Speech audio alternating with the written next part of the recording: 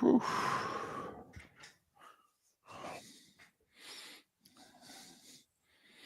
Boy, it felt good to be doing that last night.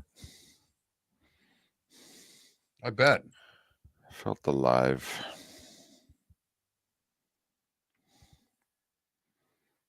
You should see my body. I've got markings all over me.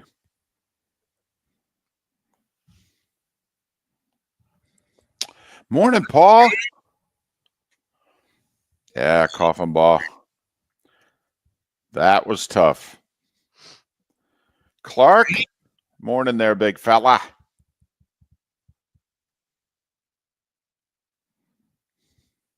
EB. AJC. Oh, people are fired up today. Look at this. Football Friday. Had 560 in the first minute.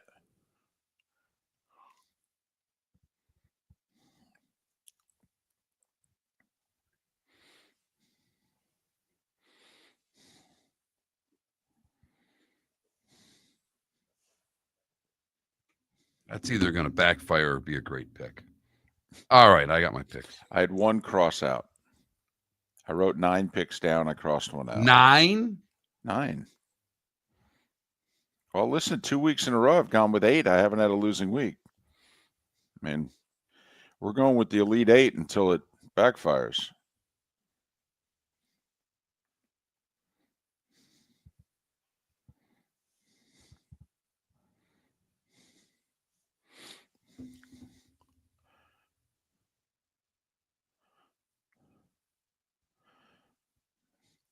Antonius Pius.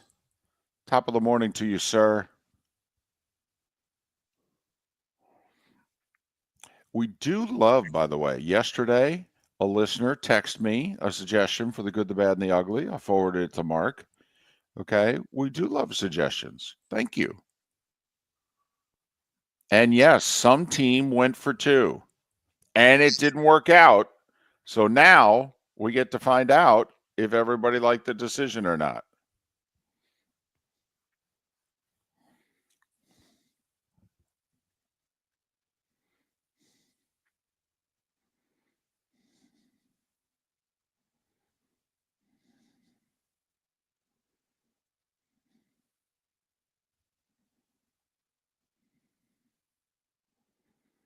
Johnny Fingerlegs, I still go for 2.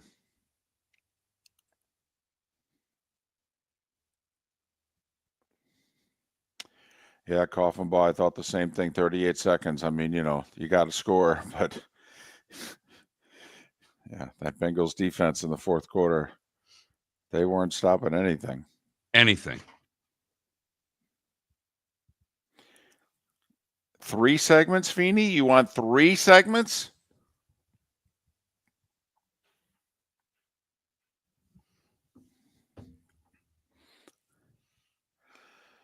Realtor Clark. You know what? Well played, Realtor Clark. Well played. I know my Chiefs would have gotten those calls. Yeah,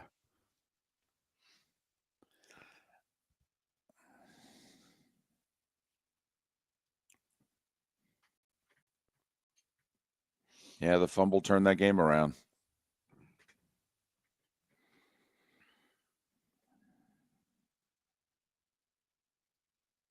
Everybody okay with his decision to go for it on 4th and 2? Remember, he was in very long field goal range and up 7, early 4th. I thought that was interesting. I might have punted there.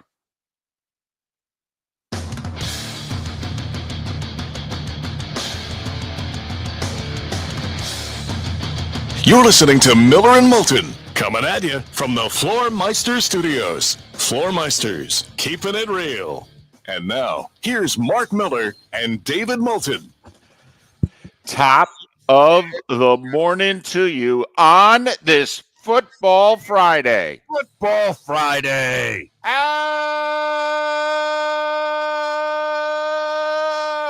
the heck are you? Miller and Moulton. MillerandMoulton.com, Miller_Moulton on X. Been a heck of a week. And we are going to end it in style. Lee Sterling, Pat Kirwan, our picks. Lots to discuss. But first, top of the morning to you, Mark. How are you? You know what? I'm okay. I'm surviving. Rough day yesterday. Today was the first day in 22 years I've gotten up without a dog. I had to put my dog down yesterday. Oh, I'm sorry. Yeah, it sucks. Frank was about 12 and a half. He was a rescue. He had a pretty good life, but he cashed out yesterday and joined Champ, my last dog. So it was a rough day for the family. So, any thoughts? You think you'll go a little bit without a dog, or do you think you'll get right back in the swing of things? We'll go a little bit without a dog, I think. You know, you never know when your wife's a veterinarian if she just stumbles home with the dog. So, in other words, you literally one night at dinner could be like, we're going to go 6 months at least. And then the next day, a wife could just come home and go, hey, here's Butterfly. Well, we've already got the name for the next dog. Which is? Bogey. I like it. Yeah. Does it matter, by the way, because we've only had one dog, you know that. Right. And my daughter wanted a dog. She was sick, pretty seriously sick, a decade ago. And for her spirits, wife turned to me and said, we got to get her the dog. She needs it. Okay.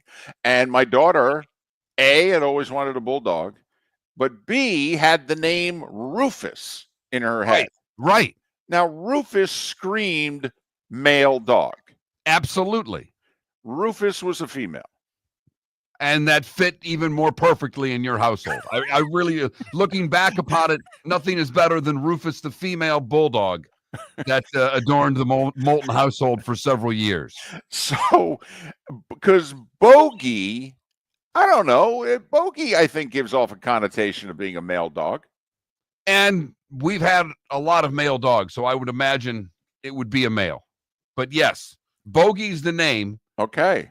So we don't know when Bogey's going to show up. But Frank showed up unexpectedly because my wife works at an animal clinic and they had brought Frank in. He'd gotten clipped by a car. And he wasn't going to make it. And unless we adopted Frank, he wasn't going to make the weekend at the shelter. And he had bones all busted up and healed himself. And my wife's very good friend's a veterinarian surgeon. So I said, take Frank to Kim. Let's just make sure we're not in for a real rough go here. Right. And he had healed adequately enough. And, we gave him a great life, but I had no choice in that one. So right. There was never she said, I found this dog. I think I want him. Okay. Well, there you go. So right. I would imagine, the wife has said we're taking time off. Is that 2 weeks? Is that 2 months? Is that 2 years? I have no idea, Dave. Is that 2 o'clock? Right. Exactly. So also, here's the other thing. Like my daughter had narrowed it down. Okay. It was a bulldog.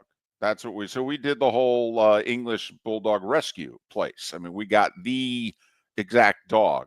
Okay. This could be any kind of dog whenever, Bogey shows up, right? Right. We have, we do have a breed in mind, but nothing for certain. Because the rescues, it is such a great thing to be able to do that if we came across the right rescue, I got a funny feeling we'll have a new dog soon. And by right rescue, the dog that your wife says we have to have. Well, of course. Right. Yeah. So is it the wife's call, or is this the first time? Daughter's now 10, okay, almost 10 and a half. Does the daughter actually now, all right, get a vote here? Does the daughter say, hey, can I pick one out? It's possible. I know I have no say-so in it. That's the one thing I'm certain of. No, and it'll end up, and the dog will end up being most attracted to me. It'll be my dog. Right. I'll have no say-so in picking said dog out. Right. 4:40 in the morning, who's going to be taking the dog out for a walk? That will be you. Right. That is the only mention so far of you and the dog, by the way, is the morning Constitution walk. That's it. That's it. So, okay. Very sorry about that. Well, okay. Thank you. I appreciate it. It was but like I said, he had a great run. Good dog. And it was time, unfortunately, for Frank to, as they say, cross the rainbow bridge. I think they say with dogs. I don't say that, but people say that. Yes, I know. They say that. I kind of I mean, since we're talking about dogs, I kind of gave that, when the dog tilts its head and goes, that's kind of the look that I gave my wife and daughter when that's what they were discussing with Rufus a few years ago. I was like, okay. Uh, Right. The bridge, right? The rainbow? Rainbow Bridge, yes. Right. Yeah. Okay. I think we can do that collectively together there, David. So we're coming at you from the Floormeister Studios. This is what we now do collectively. Floormeisters, just keeping it real. I thought we would do that together and then, All right. See, we had it backwards. You called a game last night, but more importantly, the son-in-law came with you, David. He did. We'll get to Ravens Bengals fantastic game, lots to talk about. We've got 4 hours, don't worry. But you called a game last night, JU, in Gainesville to take on the Gators in a little men's hoop, and the Gators with a 21-point victory. But I don't really care much about that. I want to know: did the son-in-law, was he able with his press pass to keep quiet and not with the headsets on and basically not embarrass you? Oh, no, he was terrific. He sat to my left. He was the buffer, if you will, the security in between local Jacksonville radio and the ESPN Plus, or actually the SEC network broadcast. He was the buffer, and he ended up playing security a couple times because a couple of bouncing balls were going to take out the SEC network broadcasters, and he stood up and made sure he got his left paw on it and saved them. Nice. Yes. So he made a real contribution, and because of that, I called him coordinating producer. Well done. About a handful of times we came out of break, and I would mention the producer back in the studios, and then I would also say, and our coordinating producer courtside, and I would mention my son-in-law's name, and he got a smile. All right. And, I had to tell him, he's never had credentials for anything before. I had to say, by the way, this thing, you can go anywhere. I mean, you could, except for like the Gators huddle during a timeout, you can go anywhere. By the way, they serve food over there. All right. You can go here, you can go there. Did you let him know he couldn't cheer, though? Because yeah. A lot of people, people don't know that. And that is not as much the rule as it used to be, with so much social media credentialed people who are fanboys. The press box is not what it once was. Here's how I knew that was not going to be a problem. He's a Knowles fan. Okay, so I knew that there was not going to be any cheering, but he's a big basketball fan. So I knew he would just, like seeing Division I college basketball. The Gators are nationally ranked. All right. And he'd get a chance to see him up close. We both were hoping that the 7'9" freshman from IMG would get in the game. And when you see 7'9" in person, he dunks without leaving the floor. In warm-ups, he dunks. And Mark, it doesn't even look like his calves rise, if you will. I mean, it doesn't even look like he gets on his toes. He just dribbles, gets to the basket, reaches up, and dunks. It's like those of us at home playing Nerf ball indoors. You don't have to jump. You can just dunk. Only he's doing it with a regulation basket. 7'9". Yes, didn't get in the game. Yet to play first 2 games of the year for the Gators. But I'd never seen 7'9". I was lucky enough. I was still in college at the time, but I was broadcasting University of Scranton basketball, and they had a game at the University of Hartford. I think it was 86. It was Manute Bowles' season of college ball at the University of Hartford. And I did the game for local Scranton radio. So I had seen 7'7", 7'6", 7'7". I had seen that in person. Very, skinny too. I mean, this kid's built. This kid's like 280, 300 pounds. I mean, 7'9", he just right. A normal frame it adds up quickly. But, Manute was very skinny. But I had seen that. But that was nearly 40 years ago. But, dunking without jumping at all, dunking without even getting on his tippy toes. Right. So, 7'9". 7'9". A large man right there. That really is. Don't know how good he is. He was at IMG last year, but Wemby's 7'4". So, we've got a few giants roaming the earth still. And one of them's in Gainesville. But listen, I think it's very nice, and we don't need the credit, okay? But we tipped off what we were going to do for the University of Florida Athletic Department. We told Scott Strickland what to do. We sent him the script. We condensed it down from one of our segments on Monday, and we sent it to him, and we said, this is what we'd recommend. And it was really nice of him and somebody in his office to touch it up and send it out to the Gator Boosters yesterday. Okay. How many Gator Boosters sent you the exact letter they got? Because I started receiving it early, shortly after it got to them, and most of them were a little laughing about what you had said because it was exactly what you had said on the show earlier in the week. But more importantly, they weren't very happy about the letter. No. And we knew they wouldn't be when we suggested the idea earlier in the week. But you know what? It's tough love. That's where we were coming from. It's tough love. And it's self-preservation. Yes. So, we're not looking for any credit, Scott Strickland. We're not. We just appreciate that someone in position of authority, listening to the Miller and Moulton show, taking our advice, running with it. We don't need the credit. We don't, sir. We don't. And if next year goes well, okay, we won't take any of the credit. If it goes badly, I'm sure you'll mention us by name. Miller and Moulton. The starting five in 25 minutes right here on Miller and Moulton. We started our show 18 years ago and have been fired 3 times. But Miller and Moulton have never lived on the edge like we are now. We have our best morning ratings ever and are steadily adding affiliates. Yet, we only have a few sponsors, and if that doesn't change, we cannot continue.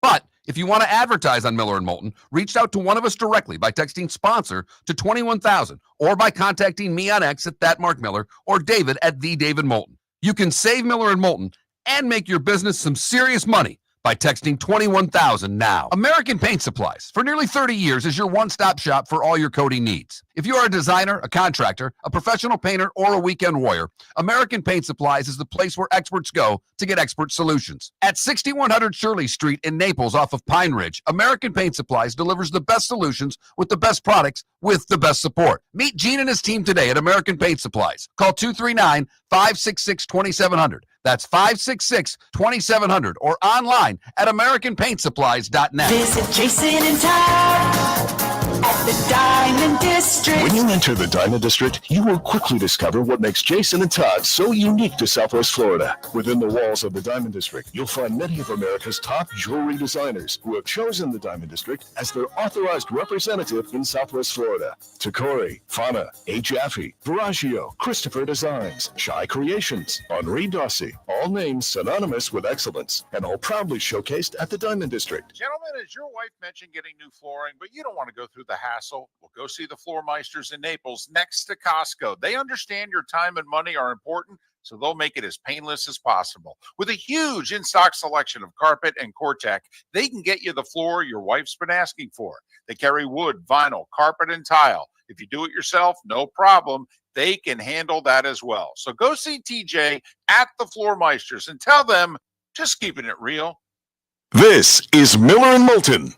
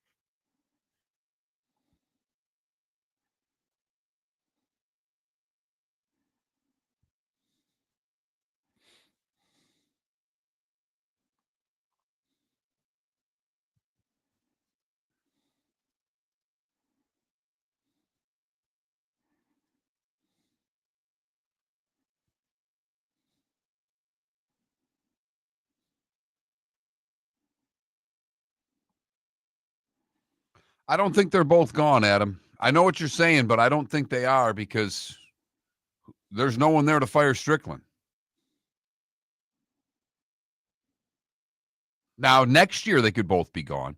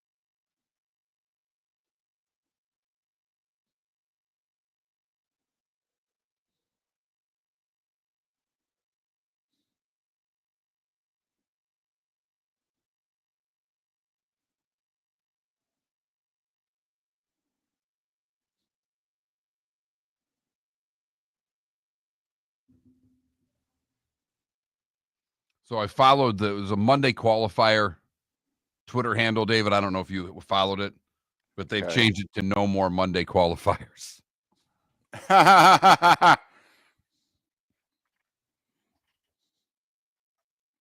Whoa.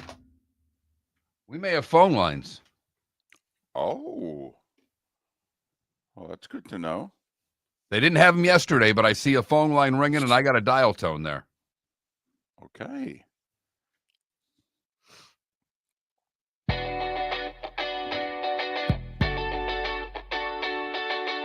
You're listening to Miller and Moulton. And now, here's Mark Miller and David Moulton. 21 minutes past the hour. Lee Sterling to join us at the top of the hour. He'll make his picks. Then we'll make ours. Pat Kirwan to go through week 10 of the NFL, which got underway last night in Baltimore. You know, we thought it was going to be an entertaining game. We thought it was going to be a good game. Oh, it was a hell of a lot better than that. This is a TV show, and that's an award-winning TV show last night. That's Emmy award-winning stuff right there. 35-34, and a coach going for two with under 40 seconds to go. Mark, I don't know about you, but I feel as if the sports gods lined up for us yesterday. We spent Monday talking about Scott Strickland, okay, needing to say, hey, Billy's coming back. Suck it up and deal. Okay, we're making progress. And we're not spending $26 million to have him go away, however many more million to send his staff away, and we don't have the money to hire Lane Kiffin or the kid at Indiana or SMU or whatever. Suck it up and deal, because Lagway would transfer, and we ain't doing that. And then we spent all day Tuesday talking about how the hell could Todd Bowles not go for 2? So what happens within like 6 hours of one another yesterday? Strickland sends out a letter saying Napier is staying and basically told the Gator faithful to suck it up and deal. And then Zach Taylor does what Todd Bowles wouldn't do. And it doesn't work, which is the better storyline, because now we get to ask ourselves, but also all of you, are you okay with the decision? Twitch.tv/Miller and Moulton, 21,000 on the text line. Were you okay with the decision to go for 2 last night? Can you live with the result, Bengals fan? Casual fan? It didn't work out. But when he was going for it and he had a chance to back out of it, he let the Ravens show what defense they were going to do. He called the timeout. He could have backed out of it, sent his kicker out, played for the tie, but he just said, no, I was just seeing what you guys were going to do. We're still going for 2. Mark, your thoughts on Zach Taylor going for the lead/win with 38 seconds to play? So, as I already explained, I had a long day yesterday, and I may have had a couple of bourbons. You may have? I may have had a couple of bourbons last night. Okay, So not going to lie. I was dozing in and out, head bobbing on the couch. Right. And I wake up several times, and it was going back and forth. But I'm up at the end of the game. I see the great catch by Chase. What a throw by Burrow, by the way. That last touchdown throw was spectacular. I had to laugh. I'm listening on the radio coming back from the basketball game. So Ian Eagles doing the game with one of the McCourtys. And McCourty starts talking about when the Ravens score to go up, I guess it was 28-21. And he says, they have all the momentum. And I turn to my son-in-law and I go, yeah, we don't believe in momentum on Miller and Moulton. And he goes, what? And I go, momentum can't cover Jamar Chase. Next play, Burrow to Chase, touchdown. He looks at me and I go, it's a long story. Keep driving. But when they call the timeout, I thought they were going to chicken out. I thought he's not going to do it now. And so I applauded him for just going for 2 the second time. I didn't love the play, but I applaud them going for it. The problem was Gesicki was held right off the get. Well, and Burrow was hitting the head.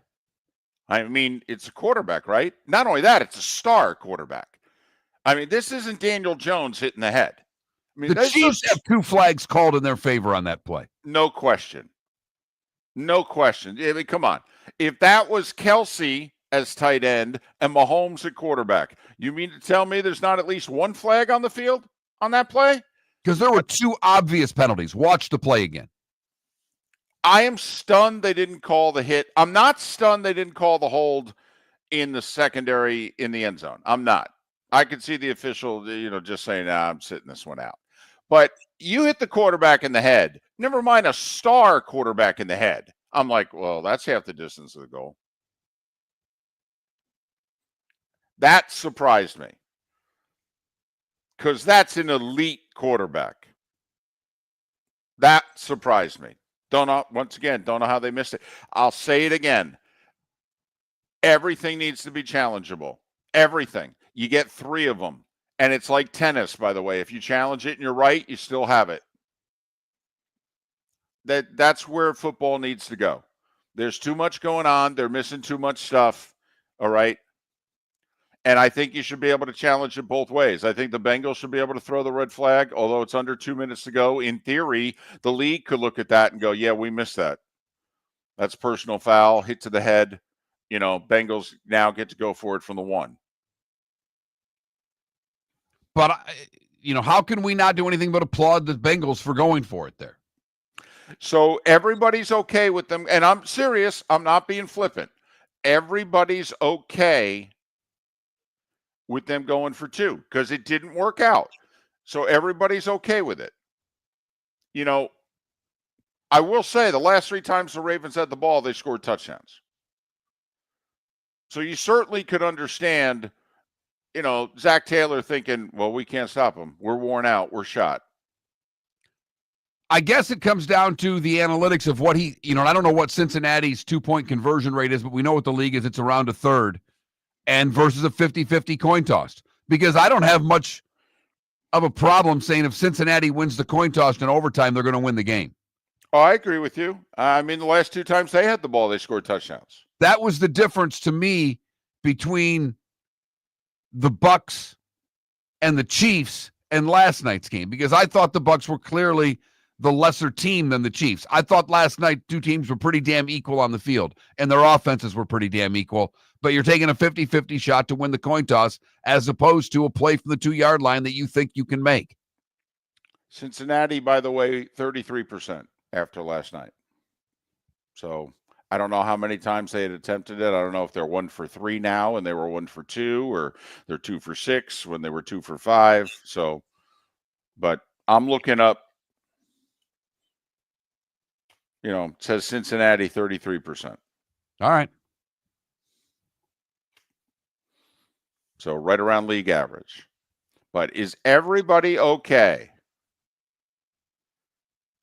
with Zach Taylor and the Bengals going for the lead/win? And no guarantee it would have held up. 38 seconds to go. Ravens would have had, I think, 2 timeouts. You figure you're going to get a kickoff into the end zone. They're going to start from the 30. They got Tucker, even though he had missed an extra point, and he has not been kicking this year the way he has been kicking throughout his career. He's not. He's not even an elite kicker this year. Quite frankly, he's been a middle-of-the-pack kicker this year. Something's wrong with Tucker. Either that or he's just aging out. But still, he's clutch. They need about 35 yards, maybe even 30 yards, but probably 35 yards to send Tucker out on the field. They need about a yard a second. 38 seconds to go with 2 timeouts if, in fact, Cincinnati had converted that to take a 1-point lead. I was not as adamant about Cincinnati going for it as I was Tampa Bay. Obviously. I don't know if I've been, I think I had more indecision about whether to propose to my wife than that Todd Bowles going for 2. I mean, honestly, don't know when I was that, convicted about doing something. But I actually thought it was a little bit of a debate. I shouldn't have, maybe, since Baltimore had scored 3 straight touchdowns on 3 straight possessions. But I'm with you. I thought it was a little more of a debate because of how good Cincinnati was in the fourth quarter. Right, because the last 2 times they had the ball, they had scored. The one thing I will say, if I'm going to win or lose the game on a play, the ball's got to go to Chase. And I know they're going to try to double cover him. I get it, but I got to put him in motion. It's tough to bracket a guy when he's in motion.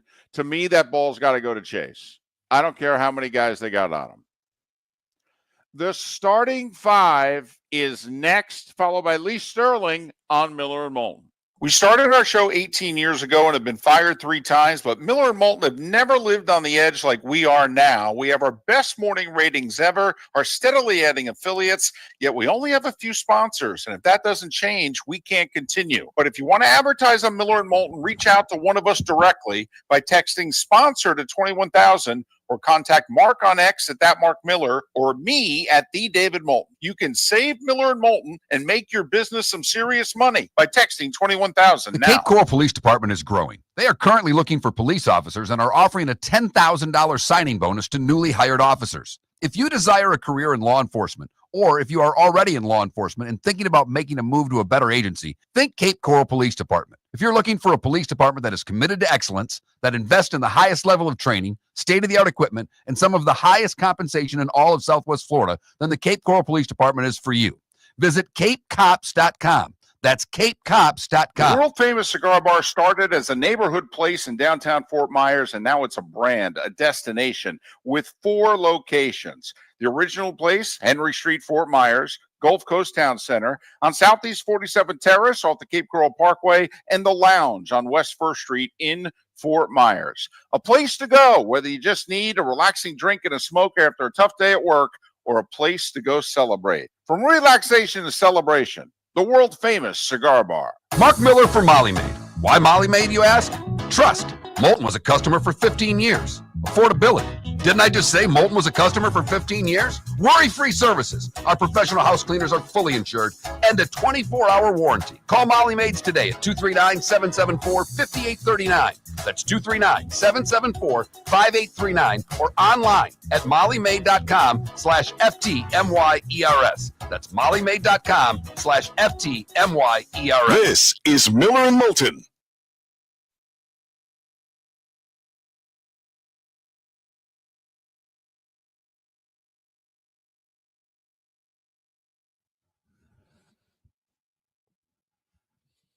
Oh. Oh. Hmm.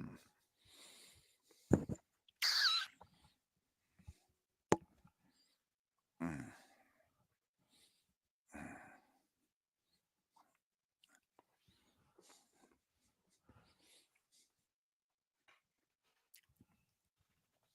Ooh. Mm, mm, mm, mm.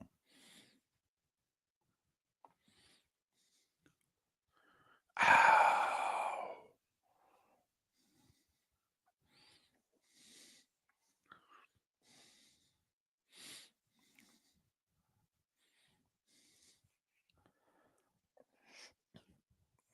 So Johnny Mac and EB, you guys are okay then. If teams on the play that's just going to decide the game, you're okay if they just blatantly commit penalties then because, well, we've had enough penalties called, so we're not going to call anymore.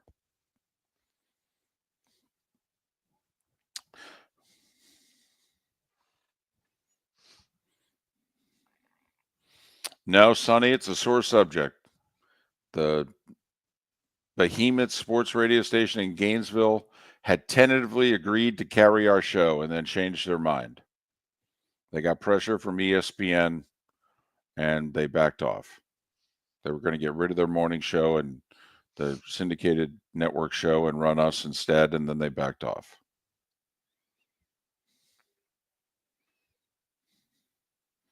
Speaking of which, we probably need to create a new promo instead of being as desperate as the one we're running sounds, because we do have some sponsors now. Yep, I agree with that.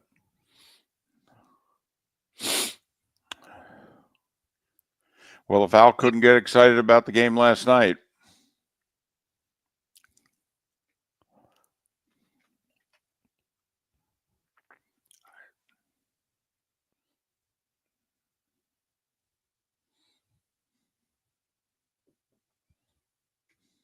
gotcha, EB.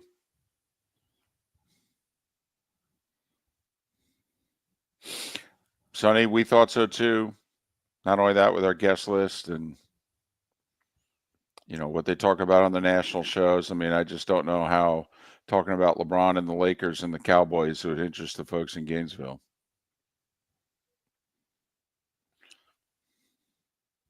Well, no, DC, for this reason. I mean, Denver's what, an 8-point underdog at Kansas City this week. Unless Denver pulls the upset, the Broncos are going to fall to 5-5. Bengals are only a game behind the Broncos. And they played Denver second to last week of the season.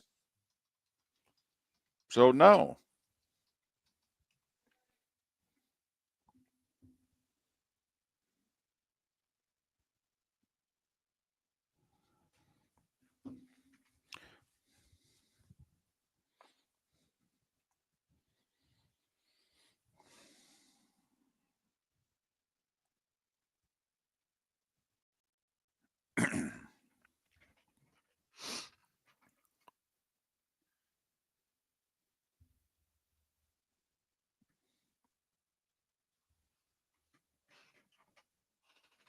Thank you, DTF. Appreciate it. And thanks for stumbling upon us.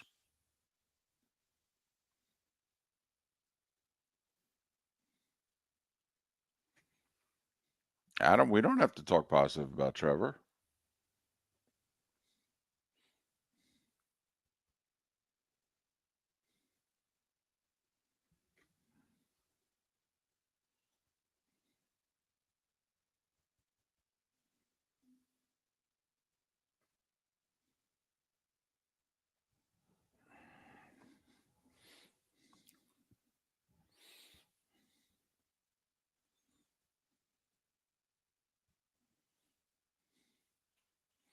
Yes, Johnny Mac. Yep, it's remarkable. And now they're all going to start playing each other. How funny is that?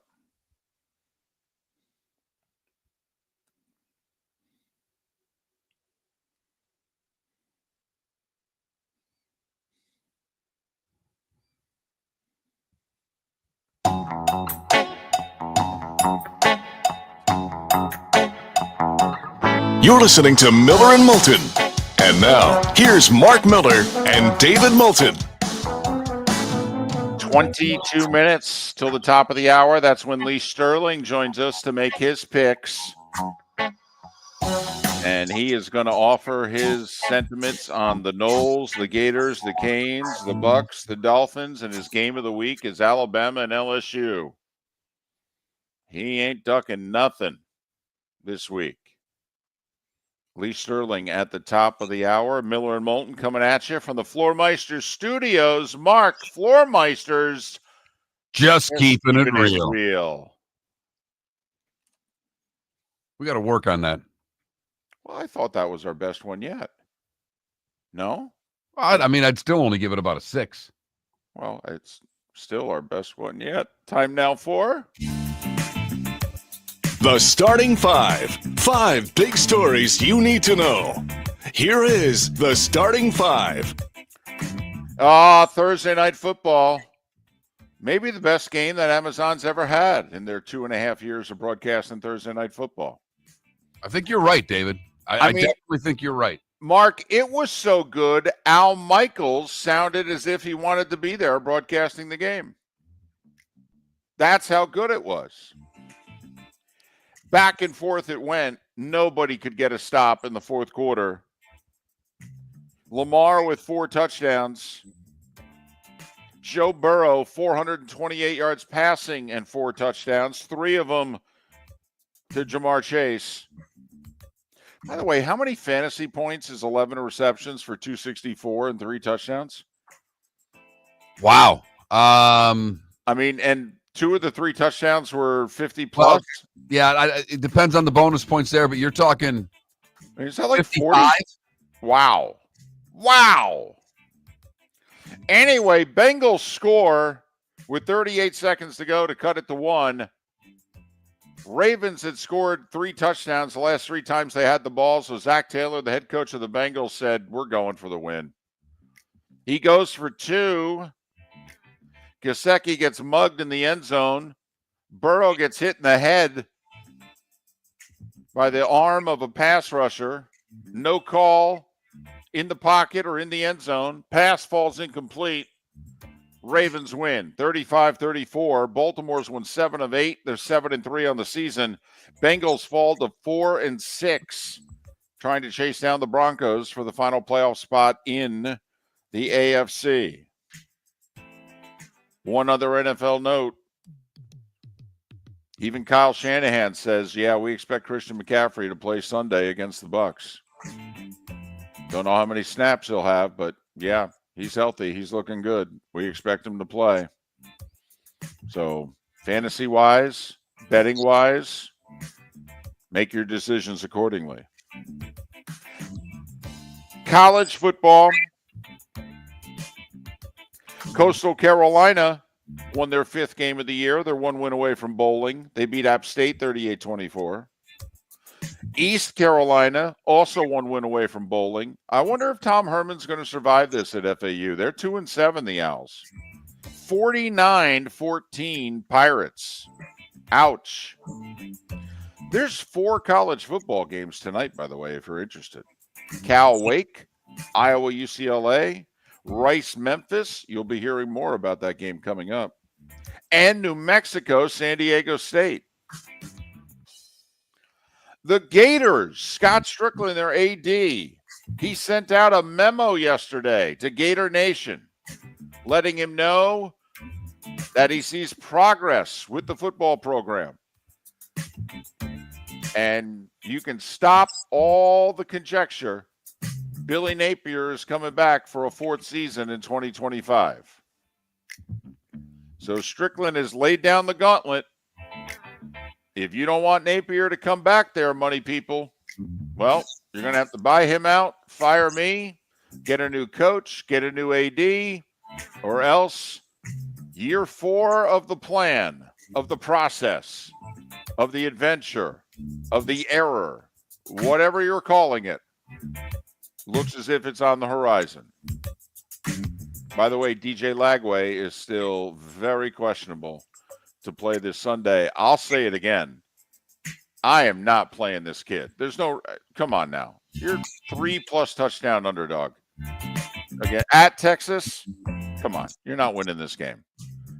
He's the franchise. Rest up. You got LSU and Ole Miss both at home coming up. Get them as healthy as possible. Try to steal one of those 2 games so you can go bowling. Don Bossler, by the way, was an All-American fullback from Miami in the mid-50s. He was also a first-round pick in the 1957 draft. Take a look, by the way, at who was in that draft. Paul Hornung, Jim Brown, and yet he went in the top 10. He's a college football Hall of Famer who passed away yesterday at the age of 88. College basketball, Gators are 2-0. Mark, I don't know how good Florida is going to be. But in their first 2 games of the year against South Florida and Jacksonville, outside the arc, they're shooting 24%. Inside the arc, they're shooting 73%. If they can find a little bit of outside shooting, they only go 8 deep. They need to stay healthy, and they need to find at least one more shooter. Yeah, because that's not going to get it done against elite teams. Teams will be able to defend them inside the arc a lot better than that. They're going to have to figure out a way to shoot 33% from outside the arc. Yep. But, Mark, their top 8 is good and athletic, and they play up-tempo, and they're experienced. And come tournament time, you don't go much deeper than 8. Now, the wear and tear of a season, you need more than 8 and what have you. But pay attention to this Gators team. They can find a shooter and be healthy come tournament time. They'll be dangerous. They beat Jacksonville last night 81-60. Other college hoop scores from last night. North Florida improved to 2-0. They beat Charleston Southern by 24.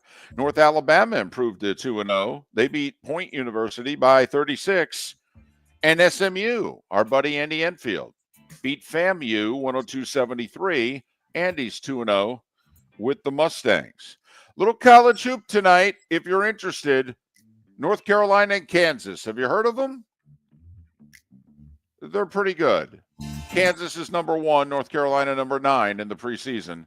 They're playing a little college hoop tonight. NBA. The Timberwolves trailed the Bulls by 5 after 3 quarters and won by 16, outscoring Chicago 45-24 in the fourth. 135-119. No defense needed to be played in Chicago last night. Milwaukee picked up their second win of the year. They beat the Jazz 123-100. And fourth straight game without Popovich. He's got a mystery illness. San Antonio beat Portland 118-105. Both the Magic and Heat in action tonight. Magic at home for New Orleans. Heat in Denver to take on Jokic and the Nuggets. Hockey. Stamkos scored another one. But Nashville is bad. And the Panthers have won 6 in a row. Florida beat the Preds 6-2. By the way, goal 559 for Stammer. I mean, he's got a 4-year contract. I don't know how much of it he's going to play. But, I mean, with $8 million a year, I'd try to play all of it. But you know what? I mean, Mark, he's 41 goals away from 600. Let's just say he plays out the contract. 4 years, I'd give him 80 goals, 20 a year. Oh, I'd give him more than that. Hell, I think he'll get a dozen goals just on the power play every year. Well, I'm looking at the last 2 years and wondering how much is going to be there. But, okay, 25, so 100 goals. Well, that'll get him around 660 then. That's a lot of goals. That's a lot of goals. Flyers in a shootout beat the Lightning 2-1. That's a bad loss. I don't care if it's a shootout or not. You don't lose to the Flyers. Not at home. Well, not as bad as the Rangers getting blitzed by the Sabres at MSG 6-1. Shesterkin gave up 5 goals on 12 shots. The Winnipeg Jets are 13-1. I know nobody cares, but that's really difficult to do. 1-0 over the Avs for Winnipeg. And Carolina's won 8 in a row. Don't sleep on the Canes or the Caniacs. They beat Pittsburgh 5-1. PGA Tour, they're in Cabo for the Worldwide Technologies Championship. They got a 3-way tie for the lead. And oh, what a leaderboard it is. Tom Whitney, Rico Hoye, and Kevin Streelman. The LPGA Tour's in Hawaii. They have a 3-way tie for the lead at 9 under through 2 rounds. American Ryan O'Toole is one back at 8 under. That's the Lot Championship in Hawaii. I think Annika's tournament's coming up, and then the season-ending Tour Championship in Naples is coming up the next couple of weeks, I believe. But at 12 minutes before the hour, that was the starting 5. 5 big stories you need to know here on Miller and Moulton. So there you go. Texters coming in on both sides of the 2-point conversion, David. One just said, call me old-fashioned, I would have tied the game. But a big Bengals fan said, I absolutely am behind them for going for 2. It was a must-win on the road. You have to do it. Wish they would have scored, but it had to be done. So everything we wanted Todd Bowles to do, Zach Taylor did, yet it didn't work out as the percentages say it won't. So your thoughts, 21,000 on the text line, twitch.tv/Miller and Moulton. Did Zach Taylor make the right decision in your estimation? Were you behind it last night? Or if you weren't watching, now that you know the circumstances, Ravens having scored 3 straight times, Bengals having scored 2 straight times. They score with 38 seconds to go to cut it to 1. 35-34, they say, hell, we're going for 2 in the lead. You know Kirwan's coming right at us and you at 8 o'clock today because this didn't work out. Absolutely. Now, I don't believe it was as obvious last night as it was Monday night. I mean, I think not doing it on Monday is actually grounds for wondering whether or not he can continue as my coach.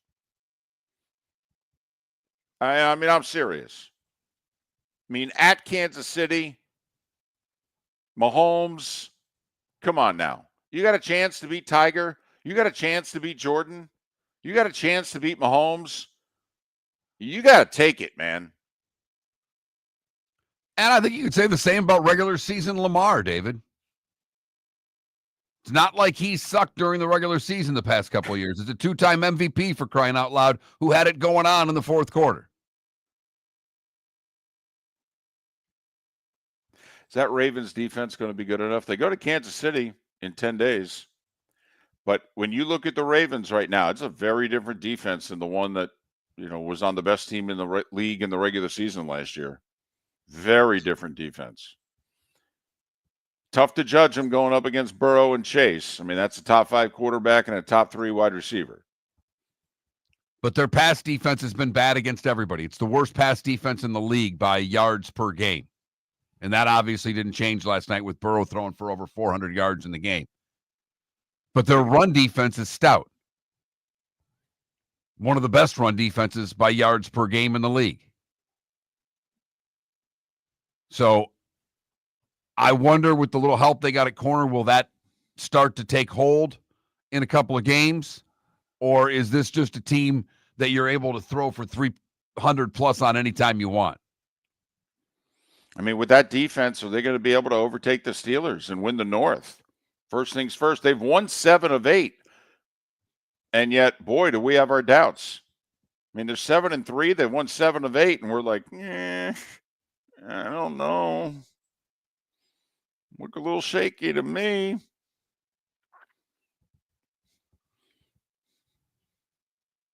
And Kansas City and Pittsburgh and what we think are the elite teams AFC bring better defenses to the table than what they've seen. Much better defenses. It will be fascinating. Can the Ravens find a defense in the second half of the year? And if they don't, how far can they go?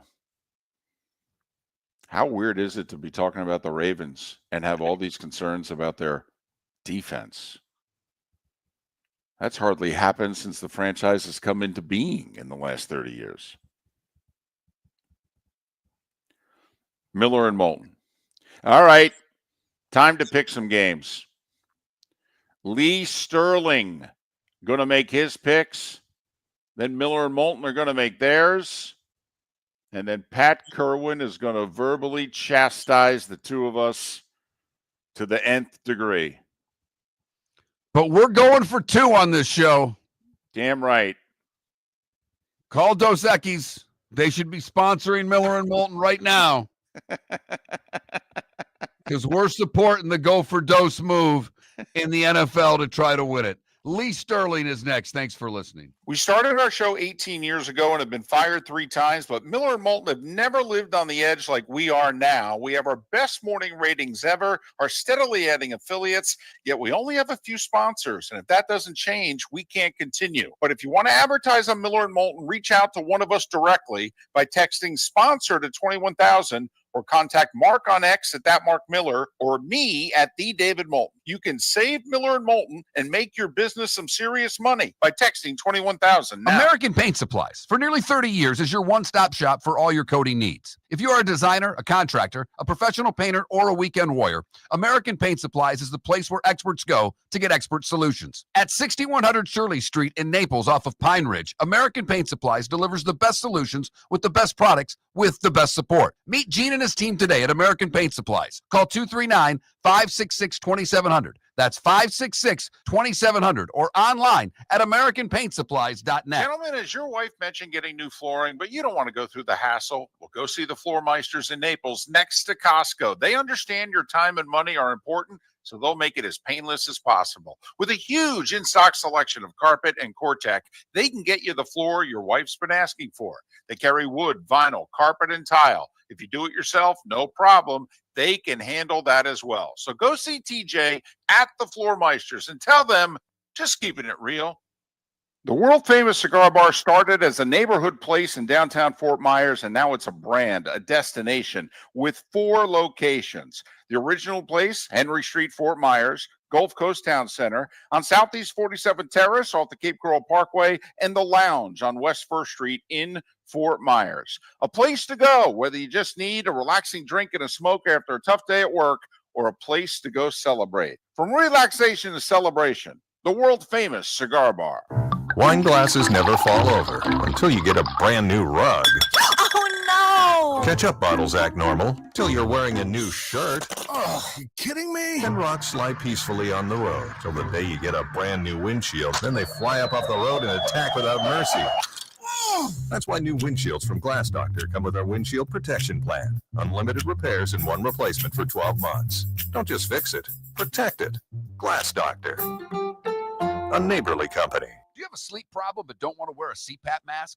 This is Mark Miller for Sleep Treatment Direct. The mask wasn't working for me, and I didn't think I had an alternative. I do. We all do. They have such simple alternatives with greater success than the mask. Visit sleeptreatmentdirect.com. That's sleeptreatmentdirect.com. And if you are like me and your CPAP machine isn't working for you, it's time for a change. Call 239-444-1741. That's 239-444-1741. Sleep Treatment Direct. Sleep safe and sound. This is Miller and Moulton.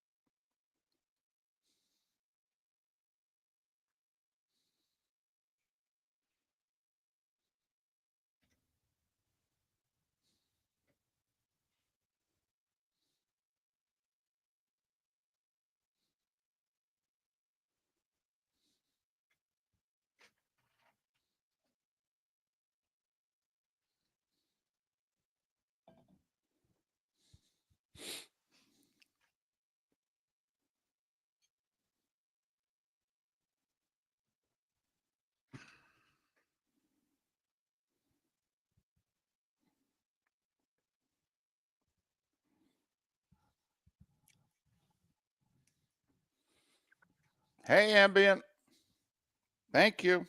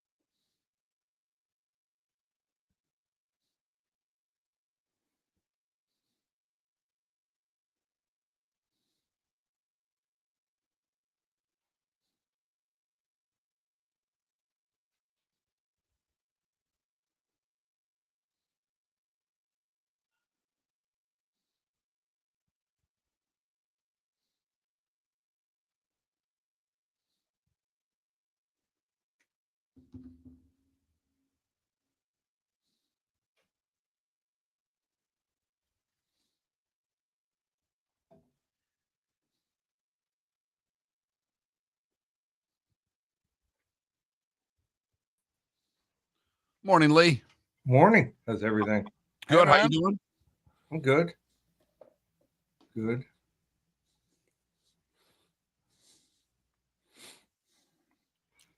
Looking back over the 2021 draft, the NFL draft. Right. So I know that the Dolphins traded down. I forgot what they had, like 2 or 3, something like that. 3. They traded down to 6 and got Waddle. They would have stayed the same. They wanted a receiver. They could have had Jamar Chase. He's pretty good. Someone's trying to tell me, oh, they're about the same. I'm like, oh, no. It's interesting if they draft Chase, do they even trade for Tyreek? True. Probably wouldn't have to. But I'm trying. Oh, and they had two ones that year, correct? Or no? I think they had 3. Yeah, but I see. You're We got listening two- to Miller and two- Moulton, coming at you from the Floor Meister Studios. Floor Meisters, keeping it real. And now, here's Mark Miller and David Moulton. Hour 2 of Miller and Moulton on this Football Friday. Football Friday. Lee Sterling joins us at this time on the American Paint Supplies Hotline, your one-stop shop for all your coating needs. Lee Sterling, you know, Paramount Sports, ParamountSports.com, 800-400-9741. Got his game of the week right last week. It's on a bit of a roll there as well. Top of the morning to you, Lee. How are you? I'm good. All right, here we go. Yeah. Bowls, Monday night. You go for 2, yes or no? Absolutely. Yes. Last night, Zach Taylor, you go for 2, yes or no? Yes. Okay. Just wanted to see where you're at. We've been talking a lot Where are you about guys it. at on that? Where are Go you for guys 2. at on it? We spent the majority of the show Tuesday chastising Bowles for not going for 2, particularly in that game. The way the plays had been and the number of plays in that game, Right. the fact that they're a 9-point dog on the road.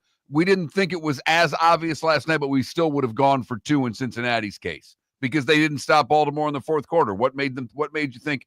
But it's a 50-50 chance if you get it to overtime. You better get the ball. Here's my thinking. If you have the team with lesser talent, you do not want to extend the game. You take a shot. Right. And what's crazy, though, is when you see things unfold, even when they do go for 2, it's amazing how bad some of the plays are that they have. So, Well, I'm with you. It's kind of like Penn State at the end against Ohio State. How could 44 not have been involved? Right. You have to think. And sure, Baltimore's going to sign 17 guys to Chase. But to me, the 2-point conversion has to involve Chase. I agree. You put him in motion. It's difficult to bracket and double a guy if you put him in motion. I thought it had to be, give him an adjustment route. Give him, he runs across, he stops, something. But to me, the ball had to go to Chase. He was on fire. I mean, he trust me, he wanted the ball too. Sure. Well, Lee, we need to get you on fire because you and I had rough weeks last week on the show. It was a tough one. I expect a big rebound from you. I'm hoping the same from me. Let's get it started. Notre Dame, 26-point favorite against Florida State. So last week, North Carolina was a 2.5-point favorite. If you want to take Notre Dame, you got to lay 10 times that. That is crazy. That is how bad. The over-under, Florida State scored is 7.5 points. That's mind-boggling. But I don't think this Notre Dame team is anything special. I mean, this is the worst Florida State team in a long time, probably before we were born, or at least we were little kids. I think we're going to look back on this Notre Dame team and say, if they get in the playoff, how'd they get in? They just don't. They don't do it. They don't have any guys at wide receiver, running back, or anything special. I'm going to take the points here and hold my nose or hold my breath, however you want to call it. I will say for Notre Dame, their strength of schedule improved last week in this sense. The Louisville win, made Notre Dame's resume, I think, a little better last week. All right, Gators, Lagway is questionable at best. They got to go to Austin, early kickoff. They're a 22.5-point underdog against the Longhorns. So he said now, latest is he's going to try to give it a go. Sounds like he's not 100%. And if I was a head coach and he's not going to get hurt worse, I would probably leave him out. The chances of winning the game are very, very small. And if that's the case, the kid that came in from Yale, 7 for 22, not a passer, not a runner. Give Florida credit. They're playing hard. I mean, I actually think it's a smart move to keep Sunbelt Billy for one more year. Number one, they had a pretty good, I thought, freshman class. If he leaves, he's gone. I mean, and all these kids, most of them are gone. Well, also 70%, I'm told, of their NIL money is tied up in freshmen and sophomores. So in theory, those are the guys most likely to walk out the door. Right. And I think they told him, okay, we're going to maybe allocate even more money. And his freshman class coming in is not very good right now, but maybe he can bolster it. I think you give him one more year, and they obviously have a lot of money tied up into him. I just think that Texas only allowing 3.9 yards per snap. Their defense is very good. Coming off of a bye. If Texas plays close to their potential, they win this game here easy. I like Texas. I think they pull away late, something like 38-13. The Canes are taking on Georgia Tech. The Canes have been, if anything, I'd want to bet Georgia Tech in the first half in this game if I were getting nitty-gritty, because the Canes have had such rough starts but have come on like gangbusters in the second half. Does Georgia Tech provide the final roadblock for Miami, or do they get through the Ramblin' Wreck? I think the most important thing is Haynes Ward. I mean, how healthy is he? If he's healthy, he presents some problems for Miami. He's a true dual-threat quarterback. He's not one of these guys that will just run for a first down. He can go for 20, 30, 40 yards. Our thought is that he's doubtful, though, Haynes King of Georgia Tech. As of yesterday, we were talking about this game thinking he wasn't going to play. Curious what your information is. I think there's a better than 50% chance he plays. Okay. So that's what I'm hearing. But, it's so tough to tell. I mean, we're seeing teams out of nowhere, certain players are pulled before the game starts. You mean like Army starting quarterback last week, which is good for our nation's defense, but not good when you're laying 21.5? Right. I mean, there was another couple games, same thing happened. Miami still has some weakness. I'm surprised. Defensive line, almost no pressure first three quarters on the quarterback. They need some edge rushers. I think they're going to end up having moving Bain on the inside, and then the interior, the center and the two guards. Center's nothing special. He came over, Carpenter from Indiana.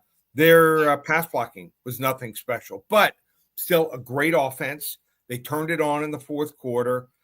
I'd take the 11. It'll not be a game for my clients, but I'll take the 11. I think Miami wins something like 35-30. To Sundays we go. McCaffrey is back. 6 is the number of San Francisco favored over Tampa Bay after Tampa Bay had a great performance on Monday night and comes up short. How do they do against the Niners? I think San Francisco is going to make a run. I think people, once they see Christian McCaffrey in the lineup, are going to say, wow, does he look great? Is he the difference here? Not that the other guys were horrible. They filled in admirably, but just not the same level running and catching the football. People forget what a great receiver he is out of the backfield. Tampa Bay, San Francisco's coming off the bye. Tampa Bay, this might be the game. Just everything goes wrong here. I like San Francisco big. Sometimes you got to lay it. If you want to play it here, 28-7. Bucks shore week, banged up. Niners coming off the bye as healthy as they've been since week 1. All right, Monday night, the money's coming in on the Dolphins. Have to admit, don't understand it. Rams now, only a 1-point favorite. It opened at like 3 or 2.5, but the Rams -1 against the Finns. Facing the fighting Cam Kitchens. Cam Kitchen, what a game did he have? They'll be talking about in his household for decades. That pick 6 was incredible. And then the other interception pretty much was very important too. So I just think that Miami can have trouble covering their receivers. Not many teams can do it. There's no pass rush there. Miami will score some points here, but I think the Rams at home, I think Miami's in trouble. I think the right side here is the Rams 28-20. And your game of the week, boy, I don't know if anybody's interested in this. It's just an elimination game in the SEC. Alabama and LSU. How do they get it, Lee? First 10 callers, call 800-400-9741. Give them the game for free. 800-400-9741 will give you Bama and LSU. Just another game, at night, Death Valley, whatever you want to call it. And they want to hop on board. 2 different promotions this weekend. We've got the Baker's Dozen, 13 games Saturday and Sunday, $97 if you've never been a client or want to try us out for 1 week, or 4 weeks, not November, Dovember, of our phone service, just $297. Everything's up and available, ParamountSports.com. So 800-400-9741, ParamountSports.com. Call Lee if you want Bama and LSU. Right now, Alabama listed as a 2.5-point favorite going into Death Valley on a Saturday night in Baton Rouge. To review, Lee is going to take the 26 and change with Florida State against Notre Dame. He's going to lay the 22 and change with Texas against Florida. He'll take the 11 with the rambling wreck of Georgia Tech against the Canes, but he does like Miami to win. And he'll lay the points against both the Bucks and the Dolphins. Take the Niners and take the Rams. Lee, as always, thanks for your time. Have a good weekend. You too, guys. Have a great weekend. Be safe. 800-400-9741. That's Paramount Sports and ParamountSports.com. You can follow Lee on X at Paramount Sports. By the way, 60% on his games of the week on this show so far this season, Lee Sterling. I don't know why I don't just bet him every week. You'd win money at the end of the year. Most every year. I think only one, out of the last 7 years, you would not have won money on Lee's game of the week, which, by the way, is not his best bet of the week. Lee's, choosing a game that kind of fits our audience, as a game of the week. He ends up picking, with all of his different hits he does and all over the country, he must be picking 100 games. Oh, yeah. Keeps track, though. Okay. Doesn't duck away if he has a bad week, misses a pick. He goes, yep, I got it wrong. It happens. It's sports. So Lee Sterling, Paramount Sports. He joins us every Friday at this time. Listen, I'm going to let you in on a little secret. 2 weeks in a row, I haven't had a losing week. This season, Mark, that constitutes celebration time. And both weeks, I picked 8 games. So, Mark, I had 9 written down. I actually crossed one out. I will say, if there is a trend for Moulton, it has been his Friday night games. There you go. There you go. Somebody's 3-0 on the last 2 Fridays. The Friday night special Got for one David tonight. Moulton has been red hot. Got one tonight. Yep. So we're riding with it. We're going with 8, and we got a Friday night special. Good for you, David. Good for you, because these Friday night games are so appealing. There's no other way to get excited about them unless you're betting on the damn things. Come on. My game's on ESPN2. All right. It's a legit network. It's not like it's on CBS Sports Network or something like that. It's not on like SEC Network Plus. I mean, come on now. Miller and Moulton's picks next. We started our show 18 years ago and have been fired 3 times, but Miller and Moulton have never lived on the edge like we are now. We have our best morning ratings ever, are steadily adding affiliates, yet we only have a few sponsors. And if that doesn't change, we can't continue. But if you want to advertise on Miller and Moulton, reach out to one of us directly by texting sponsor to 21,000 or contact Mark on X at that Mark Miller or me at the David Moulton. You can save Miller and Moulton and make your business some serious money by texting 21,000 now. American Paint Supplies, for nearly 30 years, is your one-stop shop for all your coating needs. If you are a designer, a contractor, a professional painter, or a weekend warrior, American Paint Supplies is the place where experts go to get expert solutions. At 6100 Shirley Street in Naples off of Pine Ridge, American Paint Supplies delivers the best solutions with the best products with the best support. Meet Gene and his team today at American Paint Supplies. Call 239-566-2700. That's 566-2700 or online at AmericanPaintSupplies.net. Gentlemen, as your wife mentioned getting new flooring, but you don't want to go through the hassle, well, go see the Floor Meisters in Naples next to Costco. They understand your time and money are important, so they'll make it as painless as possible. With a huge in-stock selection of carpet and Cortec, they can get you the floor your wife's been asking for. They carry wood, vinyl, carpet, and tile. If you do it yourself, no problem. They can handle that as well. So go see TJ at the Floor Meisters and tell them, just keeping it real. Do you have a sleep problem but don't want to wear a CPAP mask? This is Mark Miller for Sleep Treatment Direct. The mask wasn't working for me, and I didn't think I had an alternative. I do. We all do. They have such simple alternatives with greater success than the mask. Visit sleeptreatmentdirect.com. That's sleeptreatmentdirect.com. And if you are like me and your CPAP machine isn't working for you, it's time for a change. Call 239-444-1741. That's 239-444-1741. Sleep Treatment Direct. Sleep safe and sound. This is Miller and Moulton.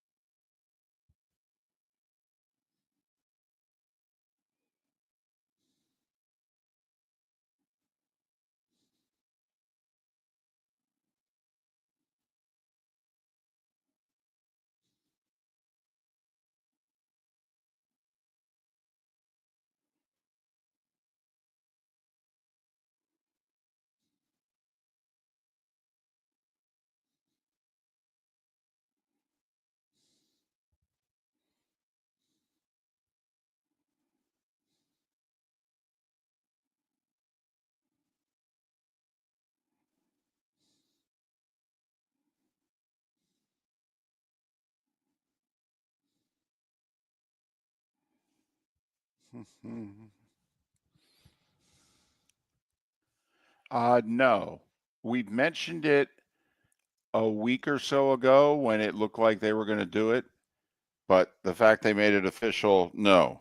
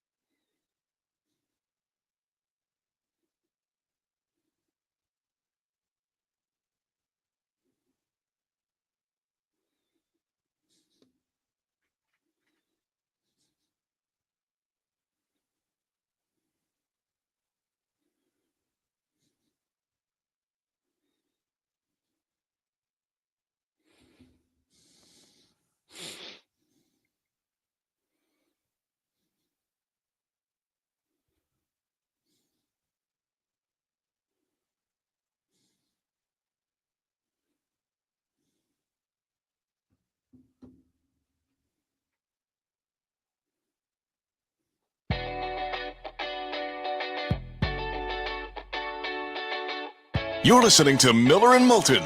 And now, here's Mark Miller and David Moulton. 21 minutes past the hour. Miller and Moulton, millerandmoulton.com, Miller_Moulton on X. Coming at you from the Floormeister Studios. Floormeisters in Naples. Just keeping it real. All right, Lee Sterling made his picks. Now it's time for us to make ours. Mark had a disastrous week last week. It was my week 1, Ofer.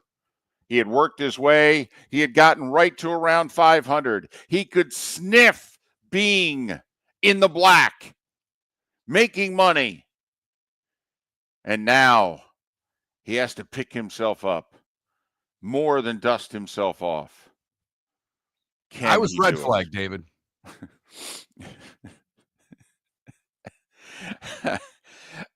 You want me to go first? Yes. Okay. The Friday night special, here it is. Memphis is 5-0 at home, and Rice is 0-4 on the road. They've averaged 10 points a game on the road. I know Rice beat Navy last week. Navy was still feeling the effects of the Notre Dame game. Memphis's defense does concern me, although not at home as much as on the road. Give me Memphis and lay the 8. I'm betting into the money here. This line opened at close to double digits. Give me the Tigers tonight at home, 9 o'clock ESPN2, laying 8 against Rice. Rice is not good. I love this. Depends on what you serve it with. Remember when Georgia didn't look good against Kentucky? And we all went, oh, man, I don't know. And then, what happened to Georgia? They whacked Texas. What happened last week? Georgia didn't look good against Florida. Oh, man, I don't know about Georgia. Yeah, until Lane and Ole Miss win a game like this against the top 5 team, I'm taking the top 5 team. Give me the Dogs. I'm laying just 2.5. Just 2.5. Give me the Dogs at Ole Miss. Elimination game for the Rebels. Can somebody explain to me, while Kansas is only a 3-point underdog, they're 2-6. They've done nothing this year. Nothing. They've been one of the 3 biggest disappointments in the sport. Iowa State's coming off their first loss of the year. If that's not a wake-up call for the Cyclones, who have had a lot of fourth quarter late magic thanks to Becht, their quarterback, I think this is it. Iowa State's better than Kansas. They have the better quarterback. Give me the Cyclones on the road, bouncing back, laying 3. Army is going to get their starting quarterback back. Now, the money's coming in on the green machine in North Texas. This line was close to 6 at the beginning of the week. Army's been the most disrespected team against the spread all year. They had covered every game until last week. So they've covered every game when their starting quarterback plays. Guess what? He's playing. Give me the Cadets laying 4 at North Texas. And if Army's disrespected, how about Vanderbilt? Remember last week, Vandy getting 7.5 at Auburn? Why the hell wasn't Vandy favored at Auburn? What the heck had Auburn done this year? And of course, Vandy won. Now Vandy's hosting South Carolina. Listen, South Carolina on the road is very different than South Carolina at home. I'm getting 4.5 with Vandy? Seriously? Give me the Commodores in 4.5 at home against South Carolina. Okay. What have we learned about the Chiefs this year? A, they're really good. B, they're not winning by more than a score. Doesn't matter who they play. It doesn't matter the circumstances. Well, Kansas City's laying 8. I got to take the 8 because they ain't winning games by more than 7. Give me the Broncos in 8 coming off the laugher last week. I think the defense can keep the Chiefs contained so that the 8 is a cover. I'm betting against one of the biggest NFL trends of the year. Mark, do you know rookie quarterbacks in the NFL this year, when favored, are 11-0 against the spread? Wow. I did not know that. And if I did, I don't know if I'd be making the bet that I'm making this week. So Mr. Daniels Oh, no. and Washington, Oh, no. a 2.5-point favorite at home against the Steelers, but I'm taking the Steelers. I get the points with that defense. If the Bears could hold Washington without a touchdown until the Hail Mary, I think the Steelers can keep them contained as well. Give me Russ in Pittsburgh to win outright, and I'm getting the 2.5. And then normally, I would never lay this many points in this game because they almost always play 1 to 3 point games. But I think the Saints are a total mess. New coach, all right, just traded away their best, arguably, player. Give me the Falcons laying 4 at the Saints. First off, the road team in this rivalry, it's not the guarantee that it was in the 90s and 2000s. It's still the play. Give me Atlanta -4 at New Orleans. Saints have lost 7 in a row. So there you have it. 5 college, 3 NFL. The Friday night special, tonight's Memphis. Well, I am scared to death because I have 5 picks. 3 of them are the same as David Moulton's. Well, that's not good. In fact, my first pick, the first thing I wrote down, and I didn't do it until this morning because writing things down on Thursday last week cost me.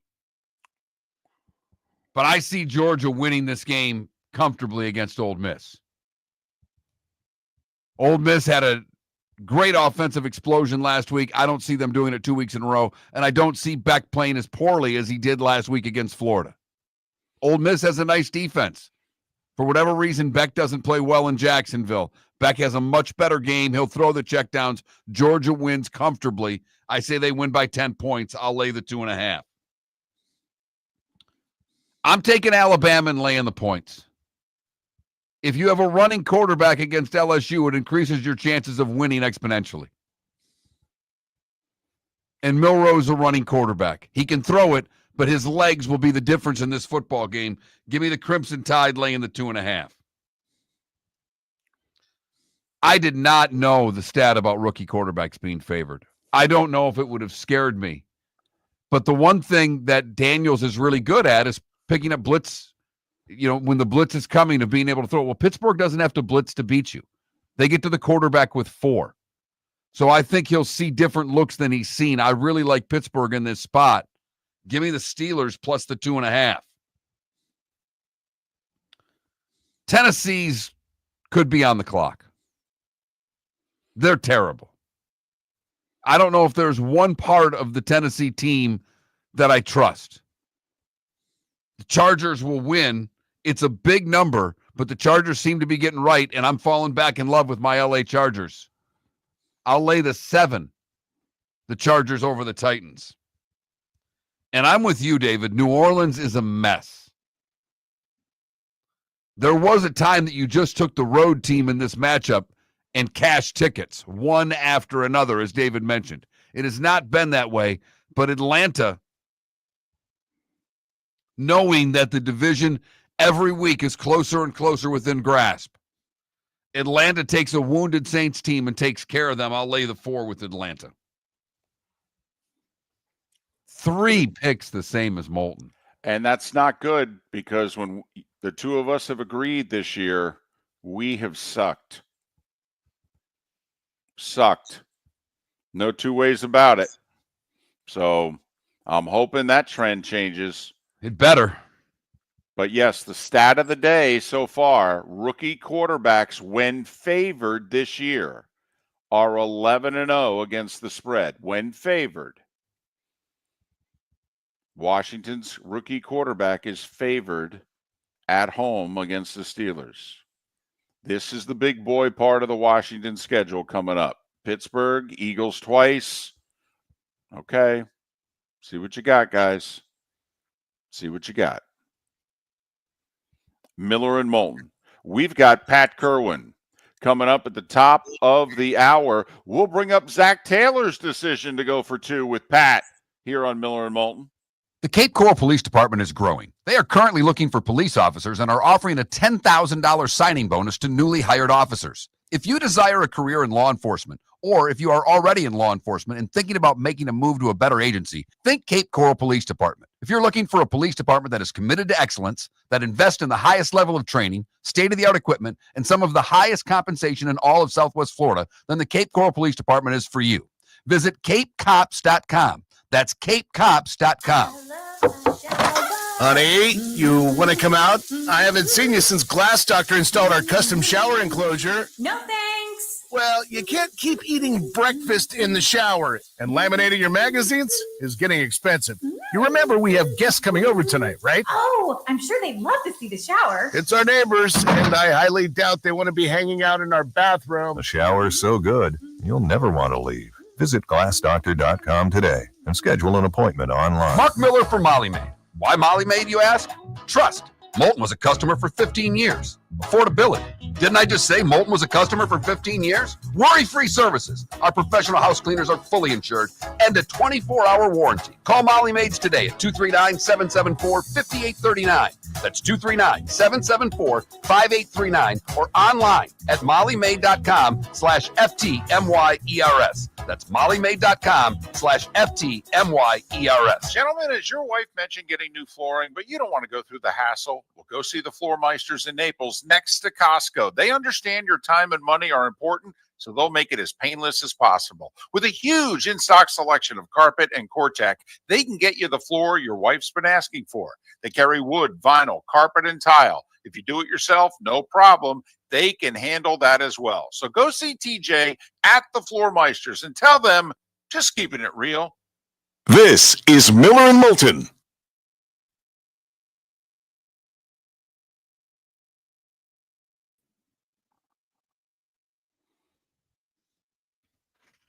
Can you hear me?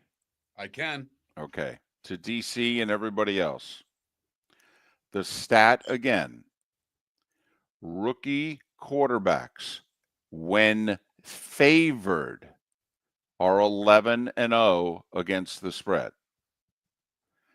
Yes, when the Bears and the Commanders played, two rookies went against one another. The quarterback who was favored covered because of the Hail Mary. By the way, it's not just a home stat. It's a stat, home or away. Like Bo Nix and the Broncos. When they've been favored, they've won and they've covered. So when Caleb's been favored, they've won and covered. When Jaden Daniels, by the way, here, I got the Jaden Daniels stats against the spread. Give me 5 seconds. Okay. Jaden Daniels, 7-1-1 against the spread so far this year. 5-0 straight up and against the spread as a favorite. He's the first rookie quarterback to start his career 5-0 against the spread as a favorite since 2000. Man, who was that quarterback? It wasn't Brady. He didn't play.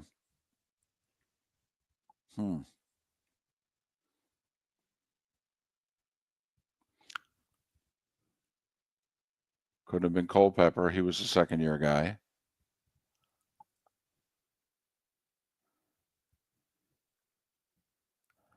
Vic wasn't 2000. Vic was 01. Because Vic played 99 and 2000 at Va Tech, I believe. I thought Vic was the 01 draft class. Drew Brees was in the same draft as Vic. And I thought it was 01 because I thought Vic was a freshman in 99. I'm traveling later today, headed to Indiana for Michigan and the Hoosiers. Then Monday Night Football in Los Angeles. Hello. Nothing like a 3 a.m. Miller and Moulton. Nothing like it. 2:20 a.m. wake-up call.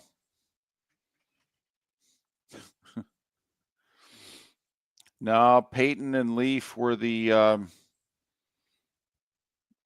they were the 98 draft class.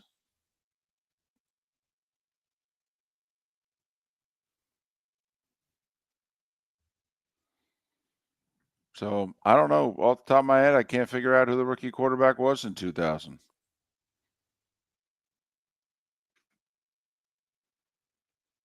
Thank you. I will say, knock on wood, this week has been a good week for my recovery. The first 2 weeks were rough. This is week 3. And a lot more mobility, less pain. Yeah, EB. Well, first off, my luggage, my bag to do 5 days on the road with everything is 40 pounds. So I check a big bag every week. I bring my equipment, though, the broadcast equipment. I bring that as a carry-on. I ain't checking that. Get stolen, get damaged. No. I bring that with me. I can buy clothes. I can buy all the other stuff. I can't buy the equipment.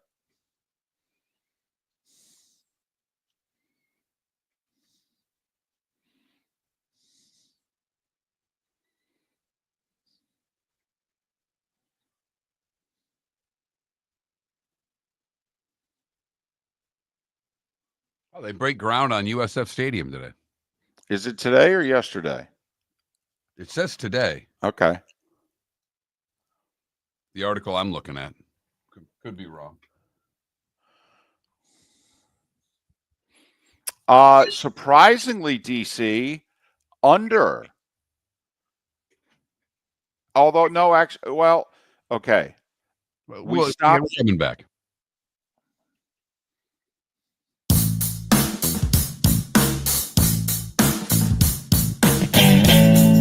Welcome back to Miller and Moulton. Text the guys what's in your mind at 21,000. That's 21000. And now, here's David Moulton.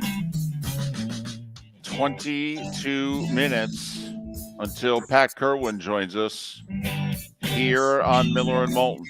Thanks so much for being with us. Game of the year last night in the NFL? I think you're onto something there. Certainly the best Thursday night football game since Amazon paid their $1 billion plus a year for the package. I mean, it was The so Monday good. night game wasn't too shabby. No, it was really good. It was really good. But I'd argue, I mean, 5 touchdowns in the fourth quarter. 5 touchdowns in the fourth quarter between the Bengals and the Ravens last night. Cincinnati going for 2. Okay, this is everything we talked about Monday night, Tuesday morning. Where is everybody on what Zach Taylor did?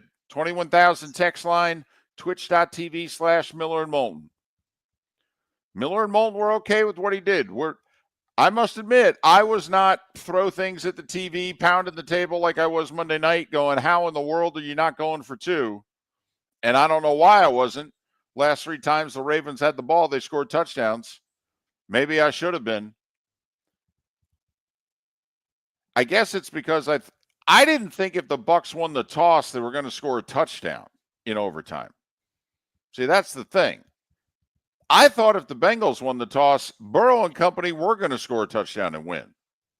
That's why I thought overtime was a little more in play last night. Don't get me wrong. I love the call. Love the decision. Well, I love the decision. Chase has got to be involved in that play. I don't care. I don't care if Baltimore's putting 4 guys on him. He's got to be involved in the play. Fact of the matter is there was 2 penalties on that 2-point conversion that weren't called. No, they were not. Watch the play. Gesicki was held right from the get-go. I mean, mugged. And Burrow got hit in the head. Say what you want. It's a quarterback. You can't hit him in the head. Never mind, it's a star quarterback. Star quarterback. I mean, come on now. We all know there's a class system. There is. This isn't Geno Smith. This isn't Daniel Jones. This isn't Gardner Minshew. Hell, this isn't even Trevor Lawrence.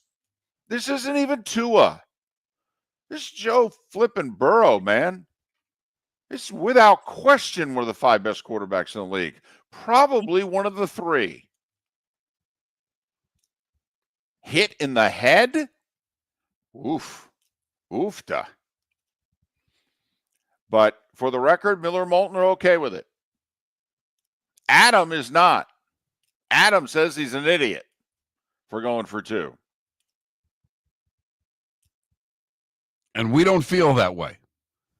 But I'm with you, David. I wasn't as adamant that they go for 2 when it happened. I loved the call. But the way Cincinnati was scoring, I felt that I felt if it went to overtime, whoever got the ball was going to win. Now there were 38 50 proposition. Right. There were 38 seconds left and the Ravens had 2 timeouts.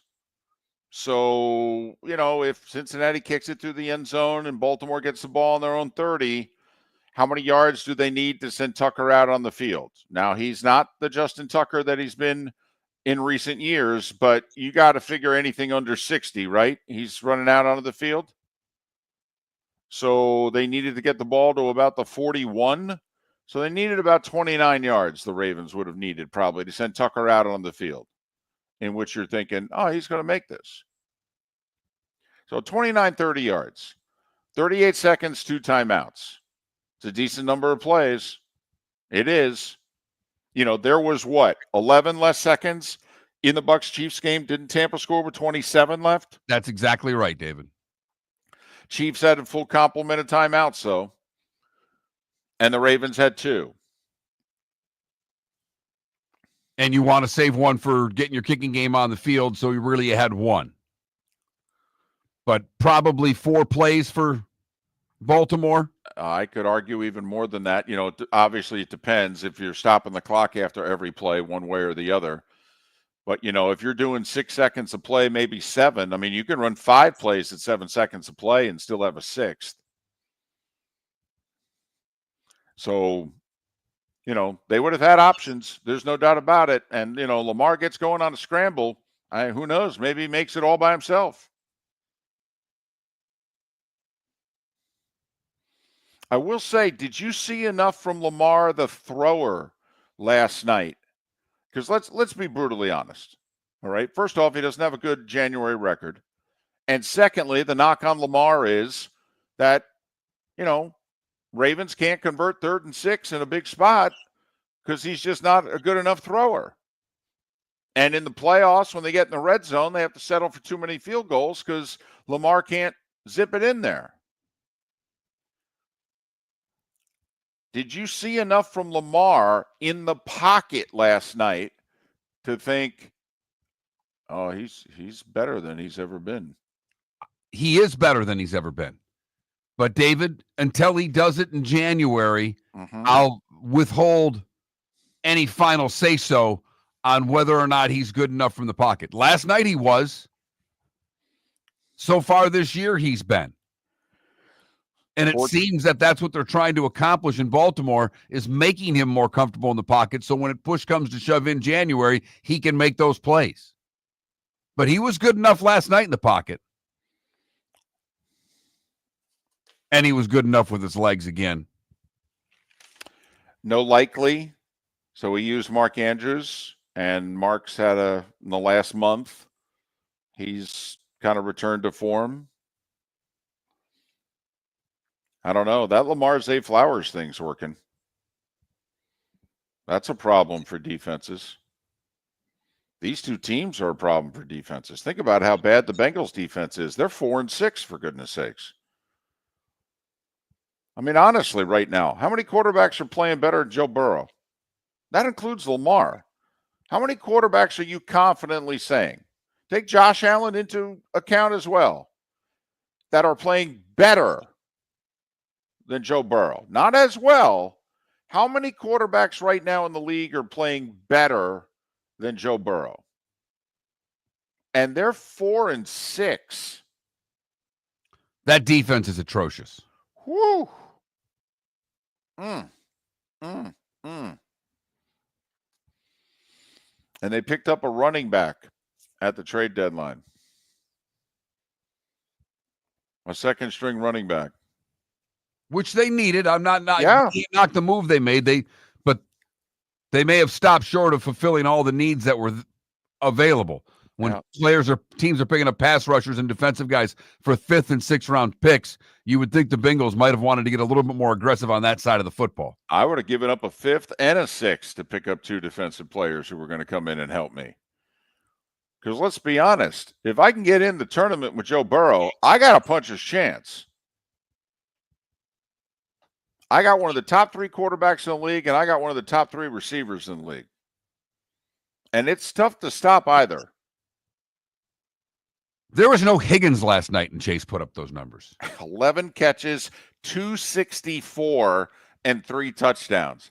Could somebody give us the actual number of what that is in your fantasy league? Well, every league's different. Oh, that's true. I mean, every league's, but David, in my league, it was 58 points. Is there a wide receiver who's had a 58-point game before last night in your league? I don't believe so. Golly. I mean, I looked at the points, and someone's down 81-0, and they haven't played a player yet. I had Chase Brown and Jamar Chase last night and went for 81. That's the only comment my son-in-law had. We were driving back from the Gators Jacksonville basketball game, and he said, man, I hope I'm not playing against the guy who's got Chase. Oh, man. Ryan says in his league, Mark, that Chase is worth 55.4 points. Yeah, so, I mean, it was at least 50 in every league. Oh, Any man. PPR league, it's worth at least 50.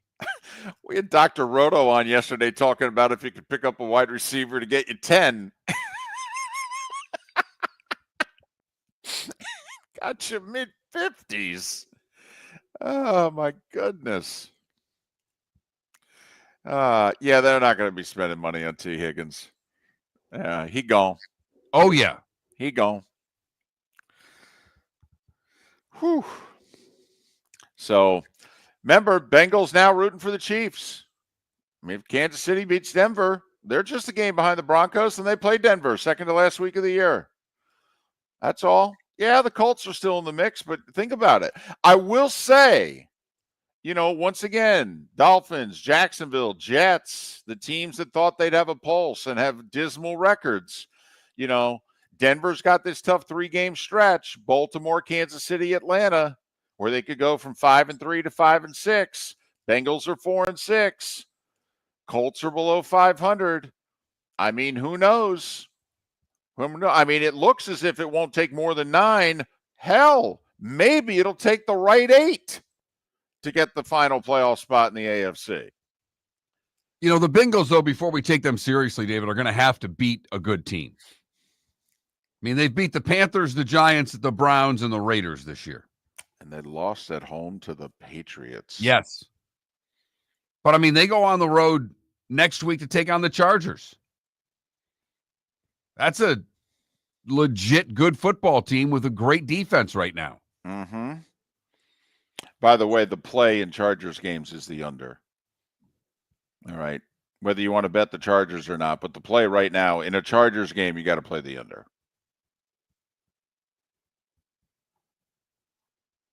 But the Bengals still have 2 with the Steelers. They've got the Broncos on their schedule. They've got the Cowboys, the Titans, and the Browns. Well, in theory, that should be 3 wins right there. Those last 3 you mentioned need to be W's. That gets them to 7. If they beat Denver, they're at 8. I don't know how many more they need. They'll need 1 more. I think they'll need 9. You think the Broncos will get to 9? Remember, that's the Broncos losing to the Bengals. I just don't think the final wild card is going to be an 8 and 9 team. Okay. Hasn't happened yet since we've gone to the 14 teams in the playoffs. You've had to be at least 9 and 8 to make it. But it is interesting if that's the 4 for Cincinnati. If they can't beat quote-unquote good teams, and so they're going to beat up on the lesser teams, but they beat Denver, who's right around 500. Is that combination of 8 and 9 going to be good enough? And it's got to give hope to all these teams, even if you're at 2 wins. Right. I mean, you've got to look at this and go, all right, can we figure out a way to win 7 more games? Well, what if the Jets win this week? Absolutely. They get to where? 4-6. We talked about the Dolphins. If the Dolphins can win Monday night, which is a virtual pick'em, the Dolphins come back with what? New England and 1 other? I mean, we think if the Dolphins win Monday, they're rattling off a 3-game winning streak. Right. They got the Raiders and the Patriots back-to-back at home after this Rams game. So does 1 become 3, and now all of a sudden you're 5-6? And in the AFC this year, hell, you might be tied for the 7 seed if you get to 5-6. We're not saying you're any good. We're not saying you're going to win the Super Bowl. We're not saying you're a contender, but you're a playoff contender this year in the AFC. The conferences have switched roles. They have. If we end up with an 8 and 9 team in the AFC, think about that. Just the way we were talking about the AFC the last couple of years, and even this year heading into the season, with as good as the North was a year ago, the expectations for the Dolphins and the Jets this year. And it's possible that 8 could get you in. I think it'll be 9, but it's a real possibility that 9 and 8 is a for sure wild card team in the AFC. Remarkable. Steelers were the 7 seed last year at 10-7. Dolphins were the 7 seed the year before at 9-8. There were 2 or 3 teams tied at 9-8. Dolphins won the breaker. And now, I mean, Green Bay's the 7 seed in the NFC. They're 6-3. I mean, Packers play 500 ball. They post 10. Washington's already at 7. Even if you think Philly's going to overtake them, I mean, you're looking at the Commanders going, well, I think they can get to 10. And then we're talking about what? The second place team in the North? We think they're going to get to at least 10. I mean, that's why we talk about Tampa Bay and the favorable schedule after Sunday. I don't know if 10 is going to be enough. And that's not even saying what Minnesota's going to do the rest of the way as well. What a switch we've had between the two conferences, Miller and Moulton. Time to talk NFL with Pat Kirwan. We'll break down everything that's going to happen last night and with what's going on the rest of Week 10. He's up next. Miller and Moulton, millerandmoulton.com. Thanks for listening on a Football Friday. We started our show 18 years ago and have been fired 3 times, but Miller and Moulton have never lived on the edge like we are now. We have our best morning ratings ever, are steadily adding affiliates, yet we only have a few sponsors. And if that doesn't change, we can't continue. But if you want to advertise on Miller and Moulton, reach out to one of us directly by texting sponsor to 21,000 or contact Mark on X at that Mark Miller or me at the David Moulton. You can save Miller and Moulton and make your business some serious money by texting 21,000 now. American Paint Supplies, for nearly 30 years, is your one-stop shop for all your coating needs. If you are a designer, a contractor, a professional painter, or a weekend warrior, American Paint Supplies is the place where experts go to get expert solutions. At 6100 Shirley Street in Naples off of Pine Ridge, American Paint Supplies delivers the best solutions with the best products with the best support. Meet Gene and his team today at American Paint Supplies. Call 239-566-2700. That's 566-2700 or online at AmericanPaintSupplies.net. The world-famous cigar bar started as a neighborhood place in downtown Fort Myers, and now it's a brand, a destination with 4 locations. The original place, Henry Street, Fort Myers, Gulf Coast Town Center, on Southeast 47th Terrace off the Cape Coral Parkway, and the Lounge on West 1st Street in Fort Myers. A place to go, whether you just need a relaxing drink and a smoke after a tough day at work, or a place to go celebrate. From relaxation to celebration, the world-famous cigar bar. Mark Miller for Molly Maid. Why Molly Maid, you ask? Trust. Moulton was a customer for 15 years. Affordability. Didn't I just say Moulton was a customer for 15 years? Worry-free services. Our professional house cleaners are fully insured and a 24-hour warranty. Call Molly Maids today at 239-774-5839. That's 239-774-5839 or online at mollymaid.com/FTMYERS. That's mollymaid.com/FTMYERS. Wine glasses never fall over until you get a brand new rug. Oh, no! Ketchup bottles act normal till you're wearing a new shirt. Oh, you kidding me? And rocks slide peacefully on the road till the day you get a brand new windshield. Then they fly up off the road and attack without mercy. That's why new windshields from Glass Doctor come with our windshield protection plan. Unlimited repairs and 1 replacement for 12 months. Don't just fix it, protect it. Glass Doctor, a neighborly company. Gentlemen, as your wife mentioned getting new flooring, but you don't want to go through the hassle, well, go see the Floor Meisters in Naples next to Costco. They understand your time and money are important, so they'll make it as painless as possible. With a huge in-stock selection of carpet and Cortec, they can get you the floor your wife's been asking for. They carry wood, vinyl, carpet, and tile. If you do it yourself, no problem. They can handle that as well. So go see TJ at the Floor Meisters and tell them, just keeping it real. This is Miller and Moulton.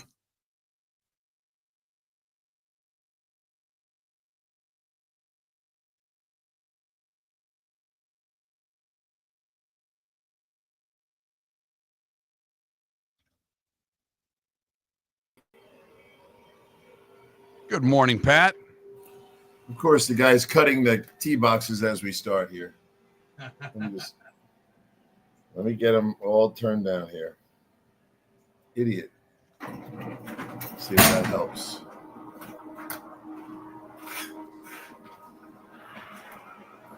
All right. I think that'll at least help me out a bit.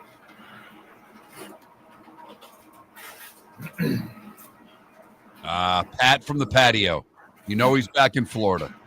Yeah. Why would I be anywhere else? That's right.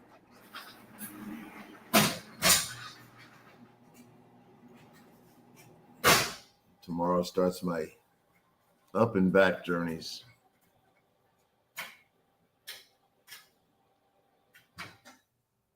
Ah, yes.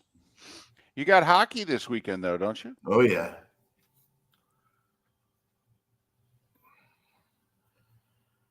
Coach Childress. Now, my 2 brothers just got back from Ireland. They're both sick. I think they were just drinking Jameson around the clock.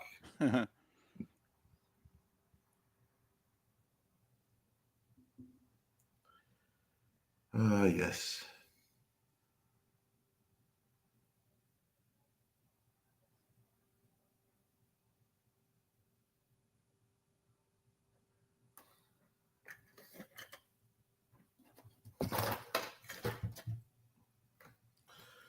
Da, da, da, da, da.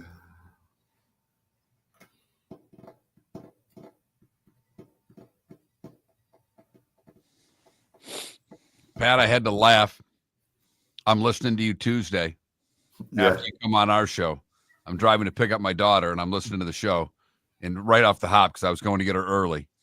And you're like, I had to spend all morning talking about that damn 2-point conversion. And I almost texted you and said, who are you talking about that with? Well, it'd be my opener today as soon as we get going here. Oh, we know. Mark. We know. You found the one idiot that said we'll go for 2. Well, he needed to do it. We had the officials against him anyway. So. Oh, man. Didn't know it was 1-on-2 last night. Yeah, it's so sad. Really sad. Yeah, it is. I mean, 3 challenges. 3 challenges. You can challenge anything. Right. If you're anything, calls, non-calls. If you're successful, you get to keep the challenge. Yes. Okay, that's how it should be. Each team gets 3 challenges. They can challenge anything. It's Belichick 10 years ago. It's exactly what he proposed. And tennis allows the players to have challenges, and if they're successful, they keep them. Because you shouldn't be penalized for a missed call. MCKAY. Oh, I know. It's ridiculous. Absolutely ridiculous. And they don't know how much harm they're creating. Their egos are so fat from knowing that this thing slaughters everything that's in the media, every event, every sport, every TV show, and they feel like they don't have to do anything. They really don't work to make it better. All right, here we go. Yep.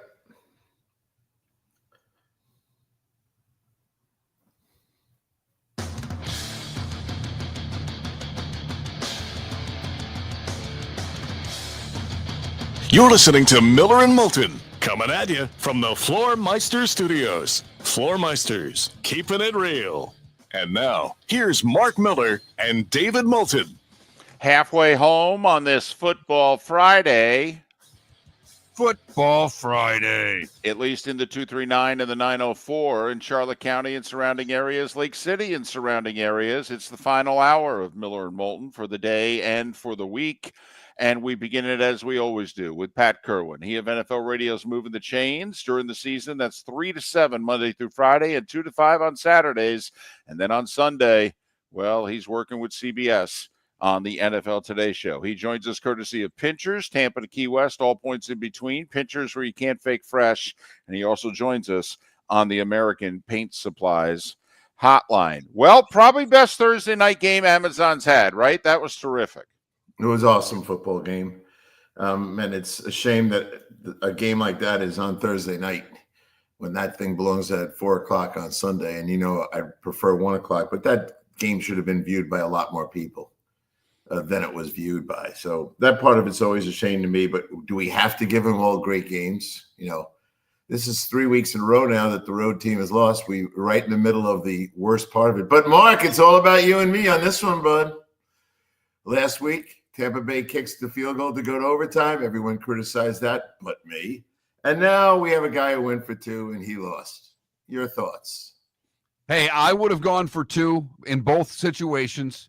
I wasn't as adamant last night as I was with the Tampa game because I thought Tampa was clearly the lesser team against Kansas City, and I thought it was a pure 50-50 shot because whoever got the ball in overtime, if it did indeed go to overtime, because there was still 38 seconds left and 2 timeouts in that game, but if it indeed goes to overtime, I figure whoever wins the toss wins the game because they weren't stopping either team in the fourth quarter, Pat. They were not, but always buy time. That's what most coaches do. And the coach said, we came here to win. Well, you lost. So let's see how the ownership views that one. Well, at any rate, Well, how would you view it though? Say you're the general manager. The Ravens had scored the last 3 times they had the ball. So, I mean, you could use it either way. I mean, the Bengals had also scored the last 2 times they had the ball. So it felt, if the Ravens wouldn't win it in the final 38 seconds, that the game was literally going to come down to a coin flip. Okay, where I think Miller and Moulton anyway had doubts that the Bucks, if they won the coin toss, would score a touchdown. They might score a field goal, but we didn't. We were not guaranteed they would score a touchdown to win the game. I think we all watching that game last night thought if this goes to a coin toss, whoever wins it wins the game. Well, you made a lot of presumptions about a lot of things. Like, okay, well, we can't score. We're Tampa. We only can kick a field goal. That's a presumption. Mm-hmm. Then it's like we have to win the coin toss because that team's automatically going to score a touchdown. There's a presumption. I think you have to have a philosophy about buying time. Let's go to overtime. I don't think you can make those decisions like off the cuff. I think you have to know your team, know your situation. And as I say, most coaches, I interview a lot of guys, and I always ask them, what would you do? We go for overtime. Every one of them. So that he did it last night, glad he did it, gave us a topic of conversation, but he lost.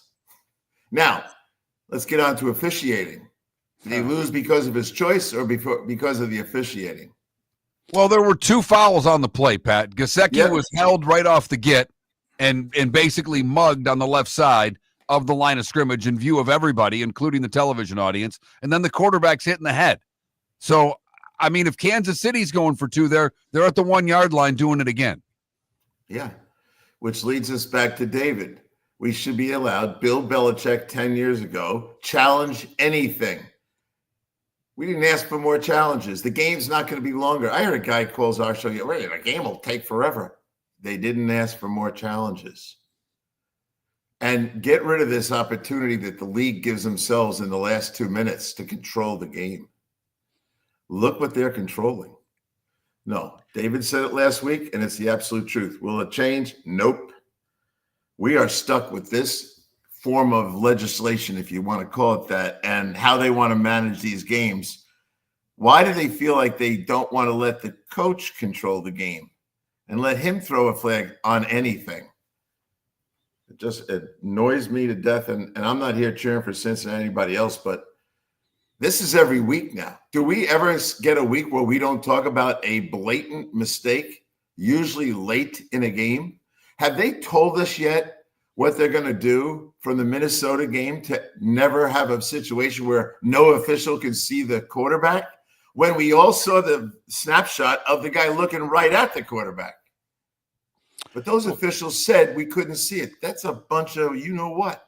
Well, but let's just take them at their word. Let's just give them the benefit of the doubt. They couldn't see it. Last night, clearly, the ref didn't see Burrow get hit in the head. This is where you look at the NFL, and granted, we all have egos. Okay, Walt Anderson and the officials, they don't want to look bad. They don't want to be overturning calls and making their officials look bad.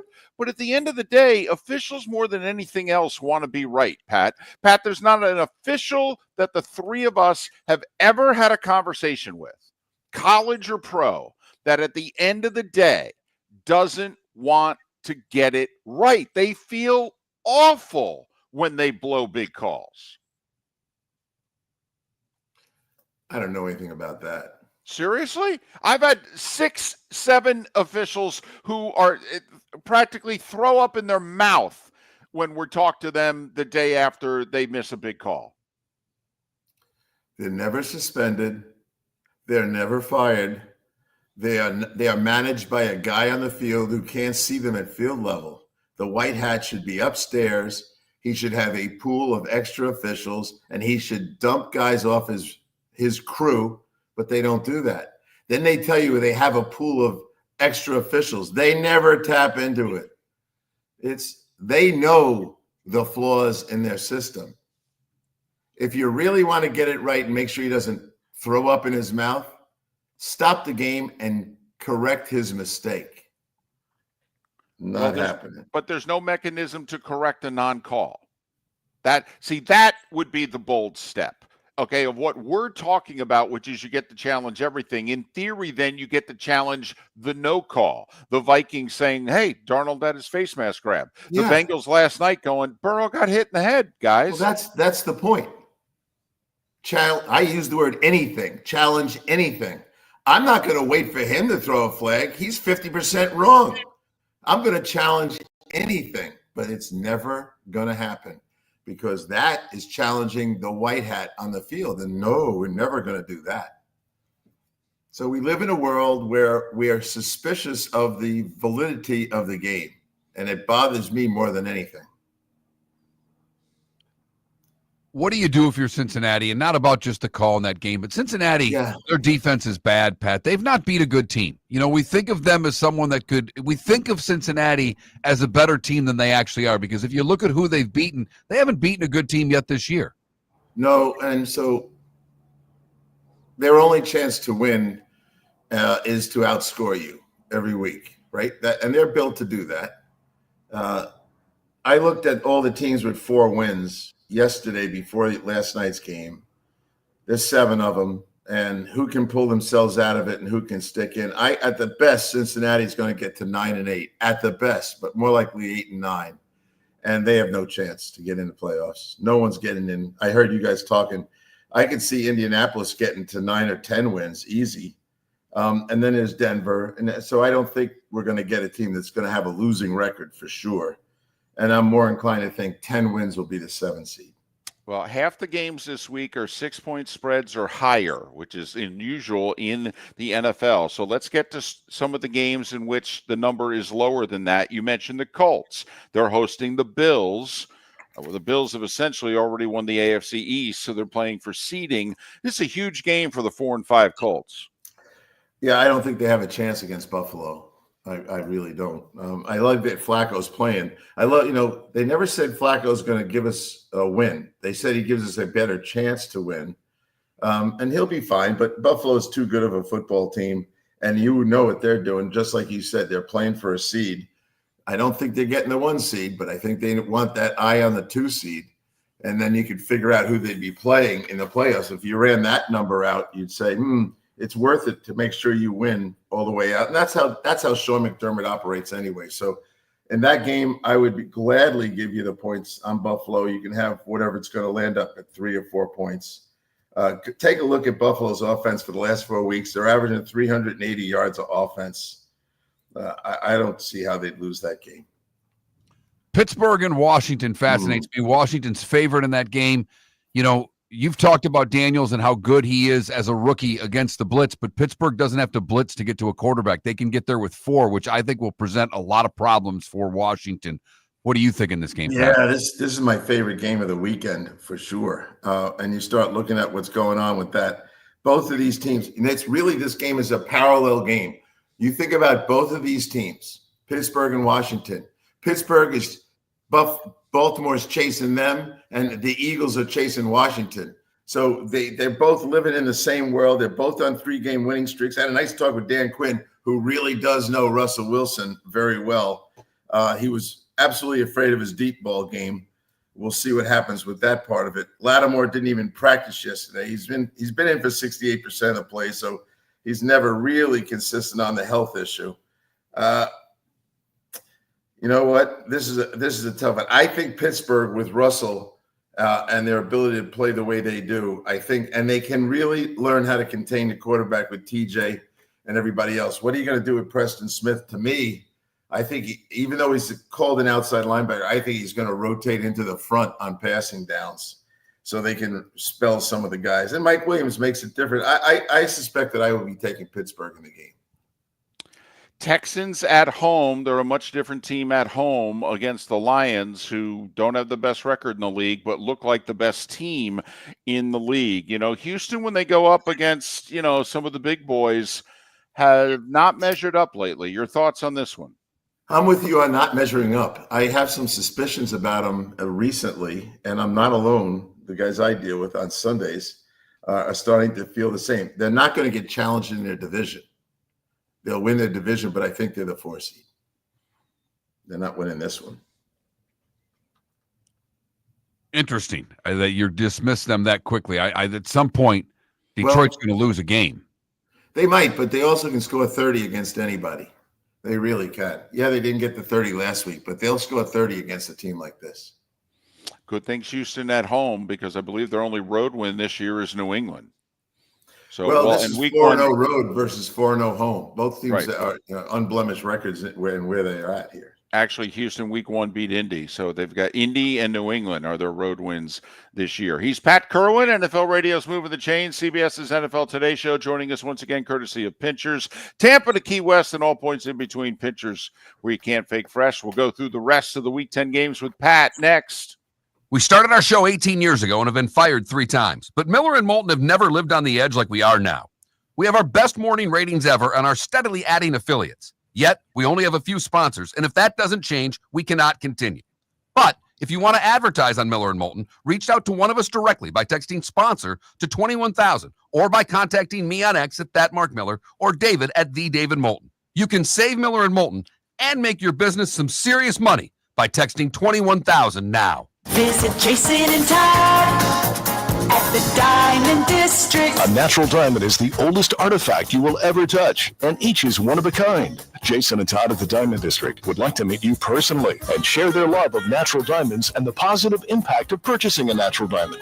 We promise that in our vault sits the largest selection of GIA-certified natural diamonds at the most competitive prices in the world. Jason and Todd look forward to shaking your hand and welcoming you to their Diamond District family. American Paint Supplies, for nearly 30 years, is your one-stop shop for all your coating needs. If you are a designer, a contractor, a professional painter, or a weekend warrior, American Paint Supplies is the place where experts go to get expert solutions. At 6100 Shirley Street in Naples off of Pine Ridge, American Paint Supplies delivers the best solutions with the best products with the best support. Meet Gene and his team today at American Paint Supplies. Call 239-566-2700. That's 566-2700 or online at AmericanPaintSupplies.net. Gentlemen, as your wife mentioned getting new flooring, but you don't want to go through the hassle, well, go see the Floor Meisters in Naples next to Costco. They understand your time and money are important, so they'll make it as painless as possible. With a huge in-stock selection of carpet and Cortec, they can get you the floor your wife's been asking for.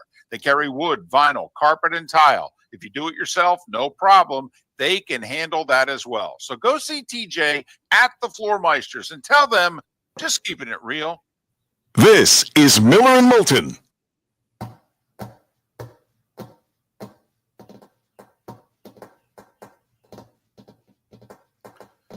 So are you traveling, David? I am. Later Great. today, I head to Indianapolis, Michigan at Indiana. You And must then be excited to get back doing it. Yeah, last night I drove to Gainesville, which is about an hour and 40 or so minutes, and did a college basketball game. So I kind of felt like last night, I began in the cycle. Yeah, I began being me again, where, don't get me wrong, doing the radio show is one thing, but I work more than that. And last night was the first time in 3+ weeks that I kind of went back to my normal schedule. Good. Glad to have you back in. Yeah, my arms had a good week this week. The week 3, first 2 weeks, it really didn't want to move much, and it was painful. This week last 3 days have been really good. It sounds trite, but I hadn't been able to shave with my right hand. I hadn't been able to eat with my right hand. I hadn't been able to lift my arm to be able to put my headphones on. I've been able to do all 3 in the last 3 days. So great. Well, the road to recovery. Yep. Good. Well, I can tell in your voice that you're not feeling the same as you did. When I asked you the first week, you were like, don't ask me. You have no idea. Well, you know how it is. When you're in pain, man, pain affects you. All the time. Yep. There's no time off from that. When it hurts to sit, if when you're in pain sitting in a chair, you're in pain. Have you told your left hand how disappointed you are in it? Let me tell you.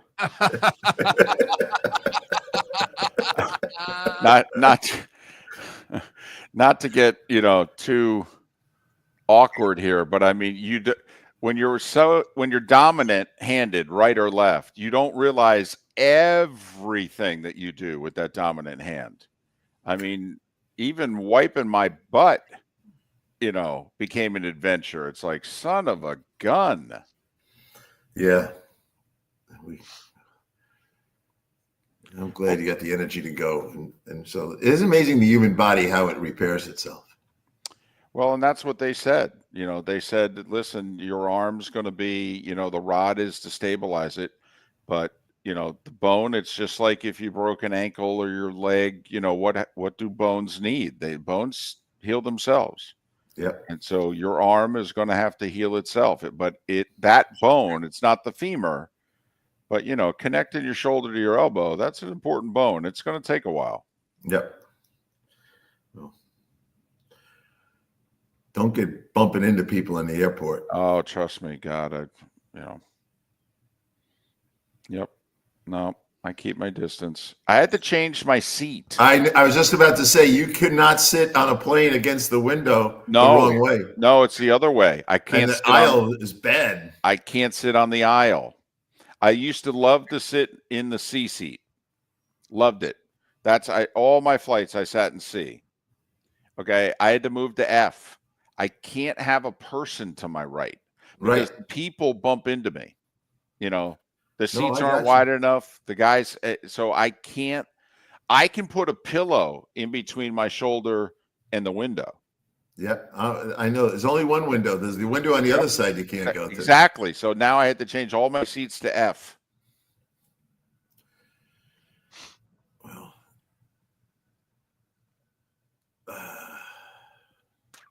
yep. Okay, my favorite question I'm afraid to ask is, did you get any new sponsors this week? No. But we're doing okay. All right. We were doing great. Now we're okay. Hope to be doing great again. Have you ever called those guys over at Alufab? Those guys that build all the hurricane shutters up and down the coast down here? No. I just remember I can't think of the guy's name right now, but Alufab, I think it's out of Fort Myers. They build all the hurricane shutters in our place, but the guy is a football nut. Wouldn't surprise me if the guys in the truck listen to your show. Welcome back to Miller and Moulton. Text the guys what's in your mind at 21,000. That's 21000. And now, here's David Moulton. 21 minutes past the hour. Our remaining moments with Pat Kirwan, NFL Radio's Moving the Chain, CBS's NFL Today Show. Joining us once again, courtesy of Pinchers. And he joins us on the American Paint Supplies Hotline, your one-stop shop for all your coating needs. All right, I said it earlier that half the games this week are a 6-point or higher spread. So we'll cover all the ground here very quickly. Tell me the underdog, 6 or more points, that you think has a real shot to win. Carolina against the Giants in Munich. No. Jacksonville at home against the Vikings. Don't know if it's going to be Trevor or Mac Jones. No. Jacksonville, a 7-point dog, by the way. Tampa Bay, 6.5-point home dog against the Niners. I take my chances with that one. Tampa Bay battles these good teams pretty much regular basis. Denver getting 7.5 or 8 in Kansas City. No, I don't like that. Here's my point on that quickly. Kansas City's defense, we don't talk about it enough. We love Spags, but they played Lamar, Burrow, Cousins, Herbert, Carr, Purdy, and Baker, and they held those guys to a total of 127 points, or 18 points a game. The list of quarterbacks I just did doesn't include Bo Nix. No. They have been impressive at what they've done on defense, and that's some list of quarterbacks that you restricted to under 20-point average. No, Kansas City will roll those guys. The Bears, rough couple weeks, 6-point home favorites against the Patriots. I tell you what, I do like the Patriots to keep it close. I really do. And I think this is up your alley, David. When I looked at the Bears, my projection of their record is 7-10 for the year. I'd love for your opinion on that at some point. Mark is all over the Chargers this week, laying 7 at home against the Titans. I like the Chargers a lot. I think they're in a groove now. They've expanded their throwing. They're over 30, about 33 throws a game for the last 3 or 4 weeks. You watch out, folks. They're going to make it. And Philly is a 7.5-point favorite in Dallas. No Dak, Cooper Rush. I like Cooper Rush, but I'll be taking Philadelphia and giving you the points. All right, a game that has a much closer spread is the Jets and the Cardinals. The Jets trying to get right, and the Cardinals just seemingly getting no respect from anybody. They've won a bunch of games in a row, and yet they're a 1.5-point underdog at home against the Jets. Well, I say this about the Arizona Cardinals. Keep them angry. Keep them mad all the time. They play hard. I'll take the Cardinals.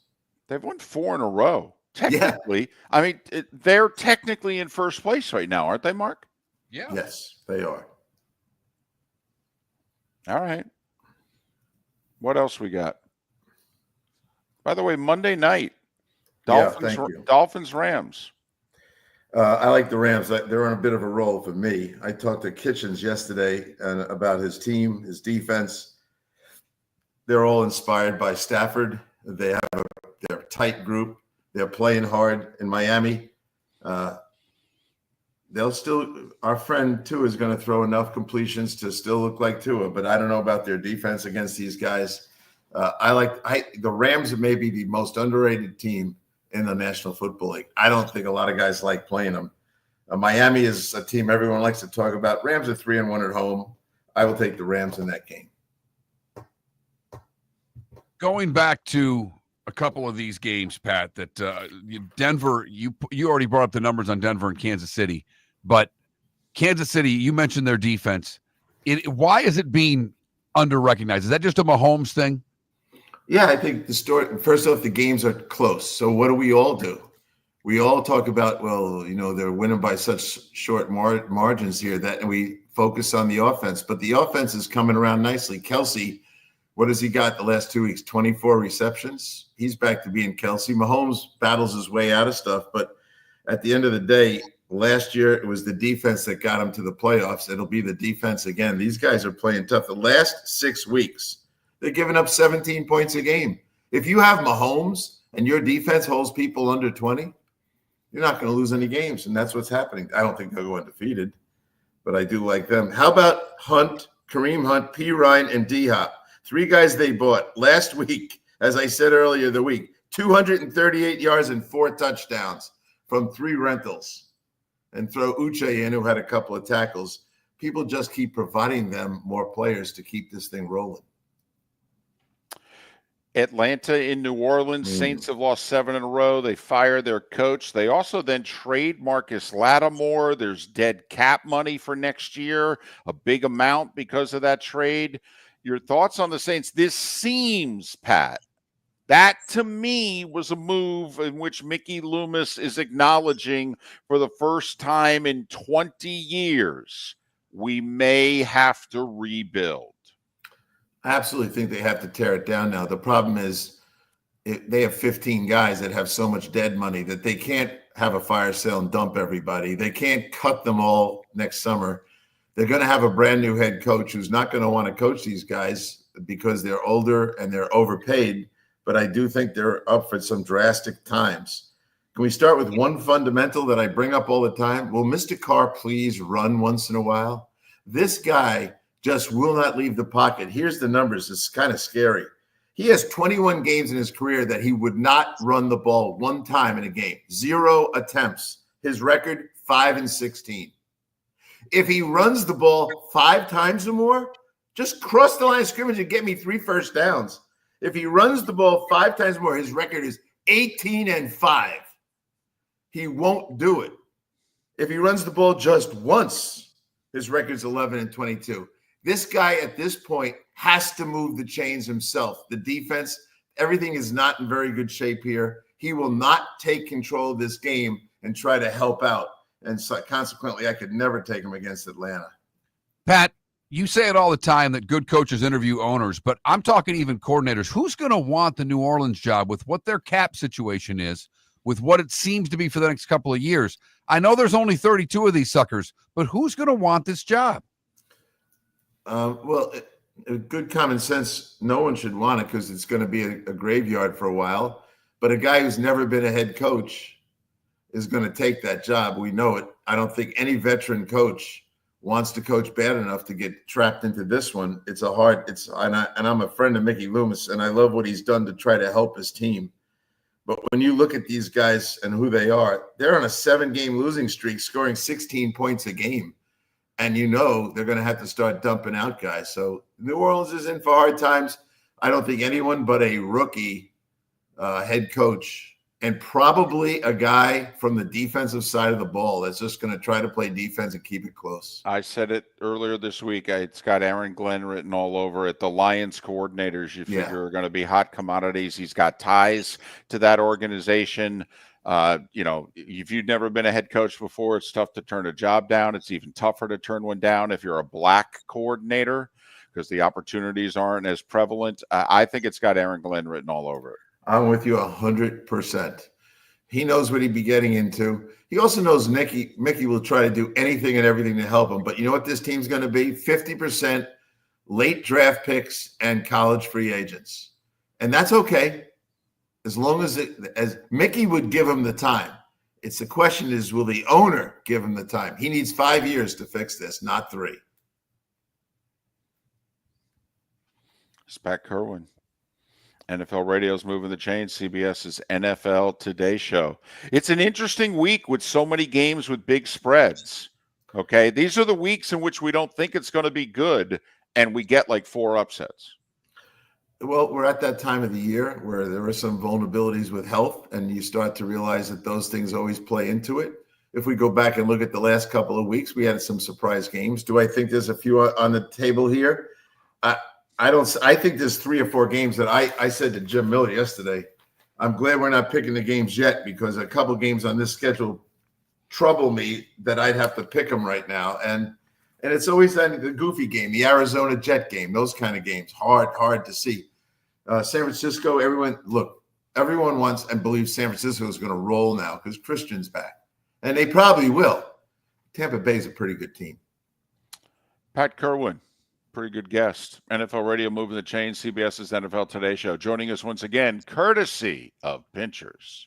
We started our show 18 years ago and have been fired 3 times, but Miller and Moulton have never lived on the edge like we are now. We have our best morning ratings ever, are steadily adding affiliates, yet we only have a few sponsors. And if that doesn't change, we can't continue. But if you want to advertise on Miller and Moulton, reach out to one of us directly by texting sponsor to 21,000 or contact Mark on X at that Mark Miller or me at the David Moulton. You can save Miller and Moulton and make your business some serious money by texting 21,000 now. The Cape Coral Police Department is growing. They are currently looking for police officers and are offering a $10,000 signing bonus to newly hired officers. If you desire a career in law enforcement, or if you are already in law enforcement and thinking about making a move to a better agency, think Cape Coral Police Department. If you're looking for a police department that is committed to excellence, that invests in the highest level of training, state-of-the-art equipment, and some of the highest compensation in all of Southwest Florida, then the Cape Coral Police Department is for you.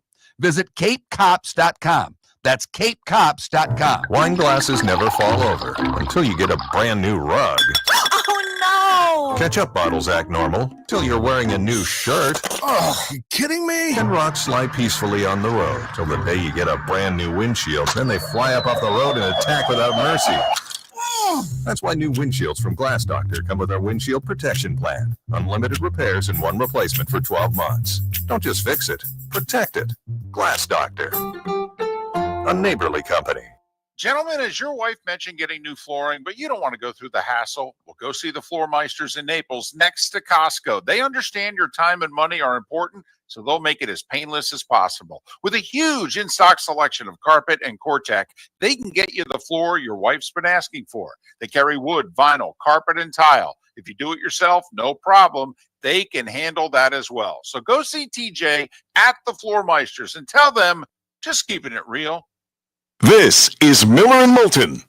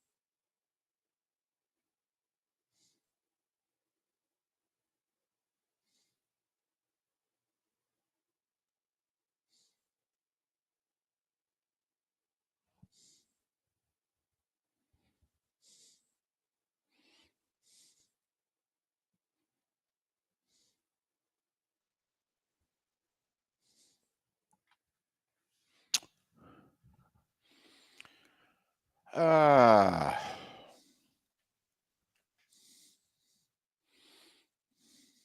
right, ambient. Nice little parlay there.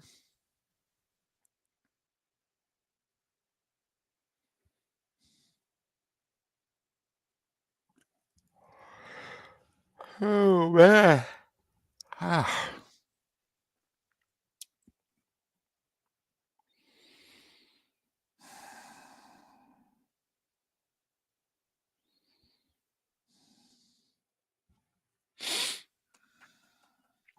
You need some good karma today, E? What do you need? So it sounds like you need more than just good thoughts. You need good karma. Ah. 4 college football games tonight. Carolina, Kansas college hoop.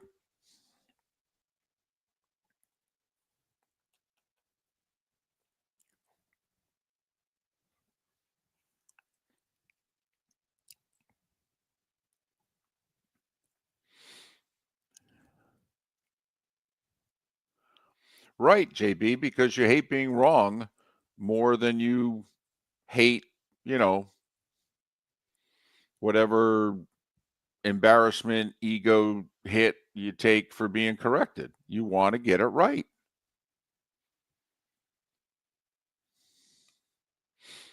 Now, I'll say this about the NFL. At the highest levels, like the Walt Andersons of the world who are in charge of the officiating, yeah, I think their ego is ahead of getting it right.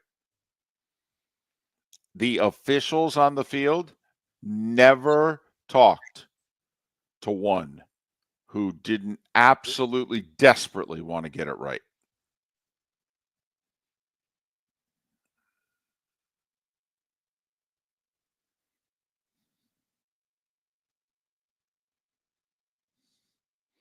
Oh, yeah, Fly Panda. I mean, so far this year, huge point swings.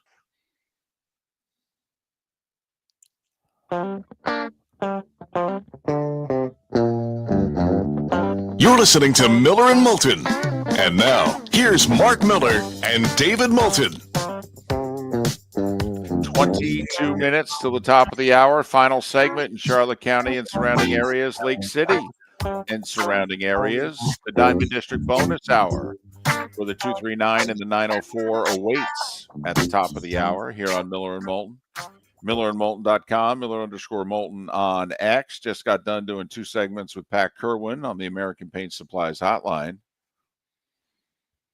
So any of those big point spread games that you are actually interested in, that you look and go, I think the spread's off? Me, Mr. Favorite.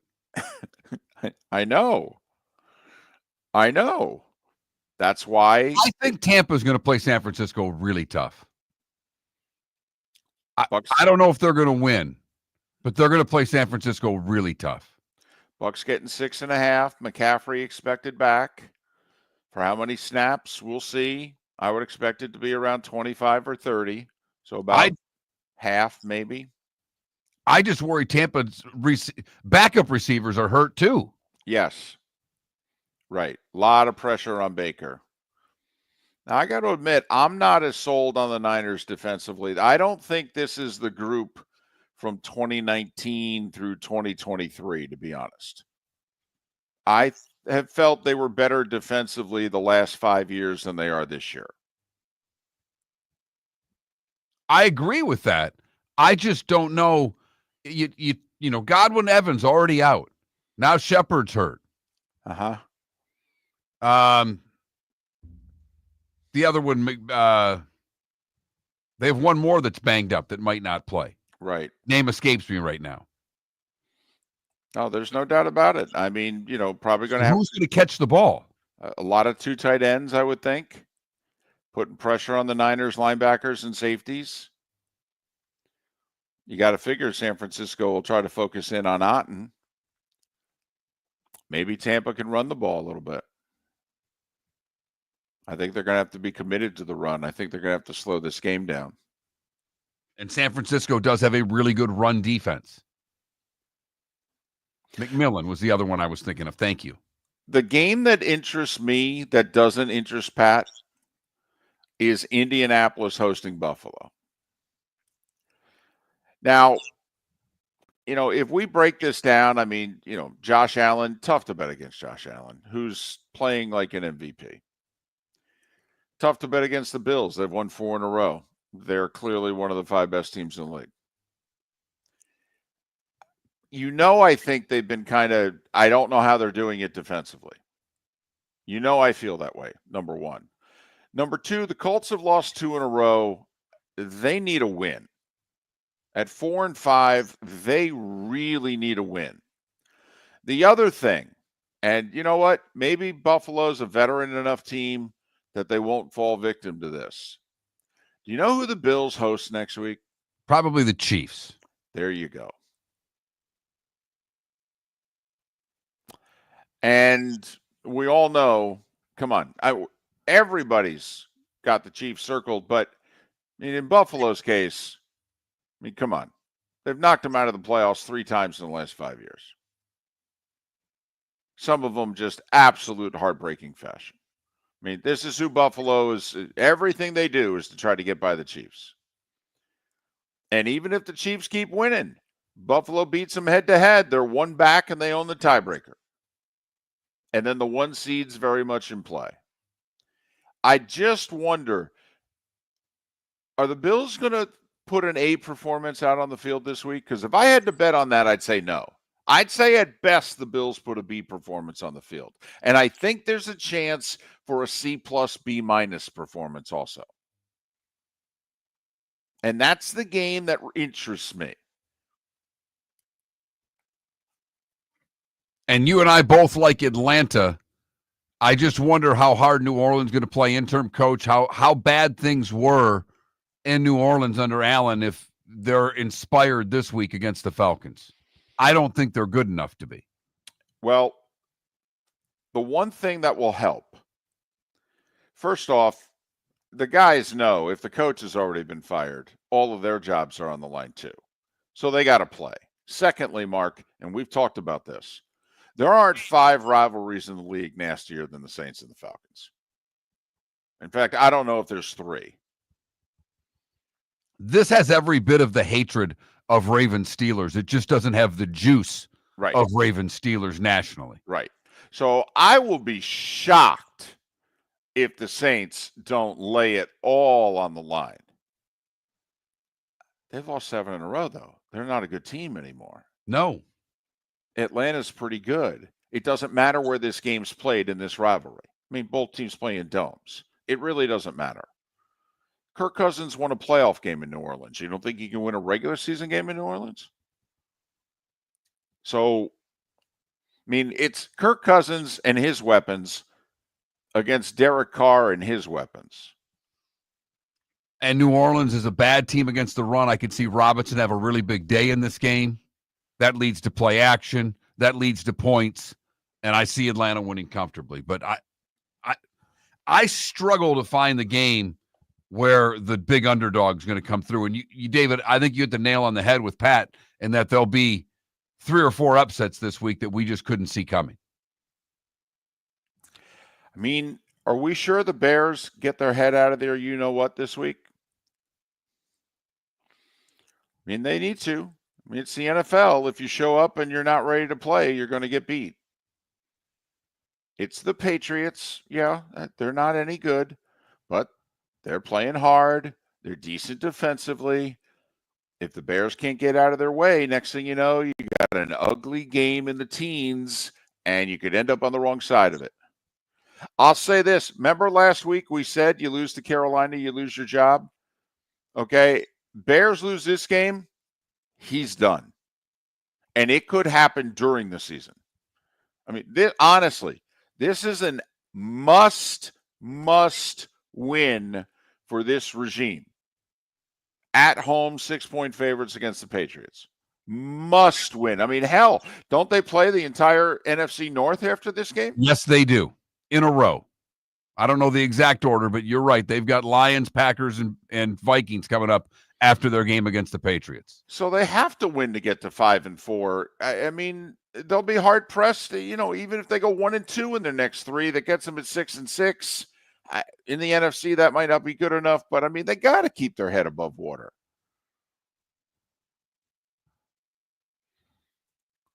So are you picking Indy to win outright? Well, we do our picks next segment, don't we? Well, we usually don't. You know what? It varies. We've been doing them this segment, but we can hold off because we've got some pretty big college games. Let me get your thoughts, and let's switch gears to Saturdays on LSU and Alabama. I picked Alabama because of Milroe and his ability to use his legs and score points that way. This should be a fun game. How do you see Alabama and LSU, David?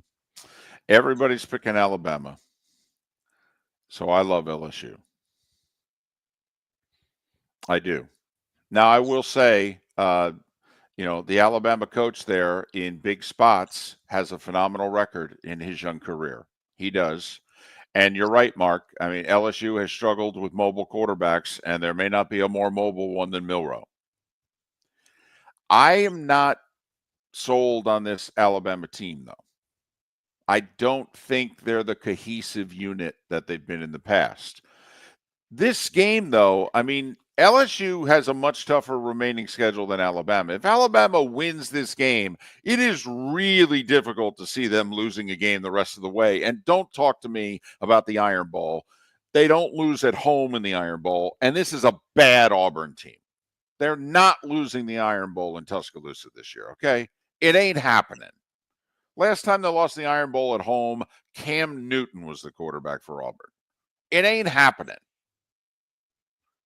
Alabama wins this game, they're probably in the playoff because they're going to post 10-2. Texas Tech's coming off their biggest win of the year. They just beat Iowa State. Now they host Colorado. Do you give them a shot for a back-to-back big win? Yeah, absolutely. I take Colorado, but a shot? Oh, sure.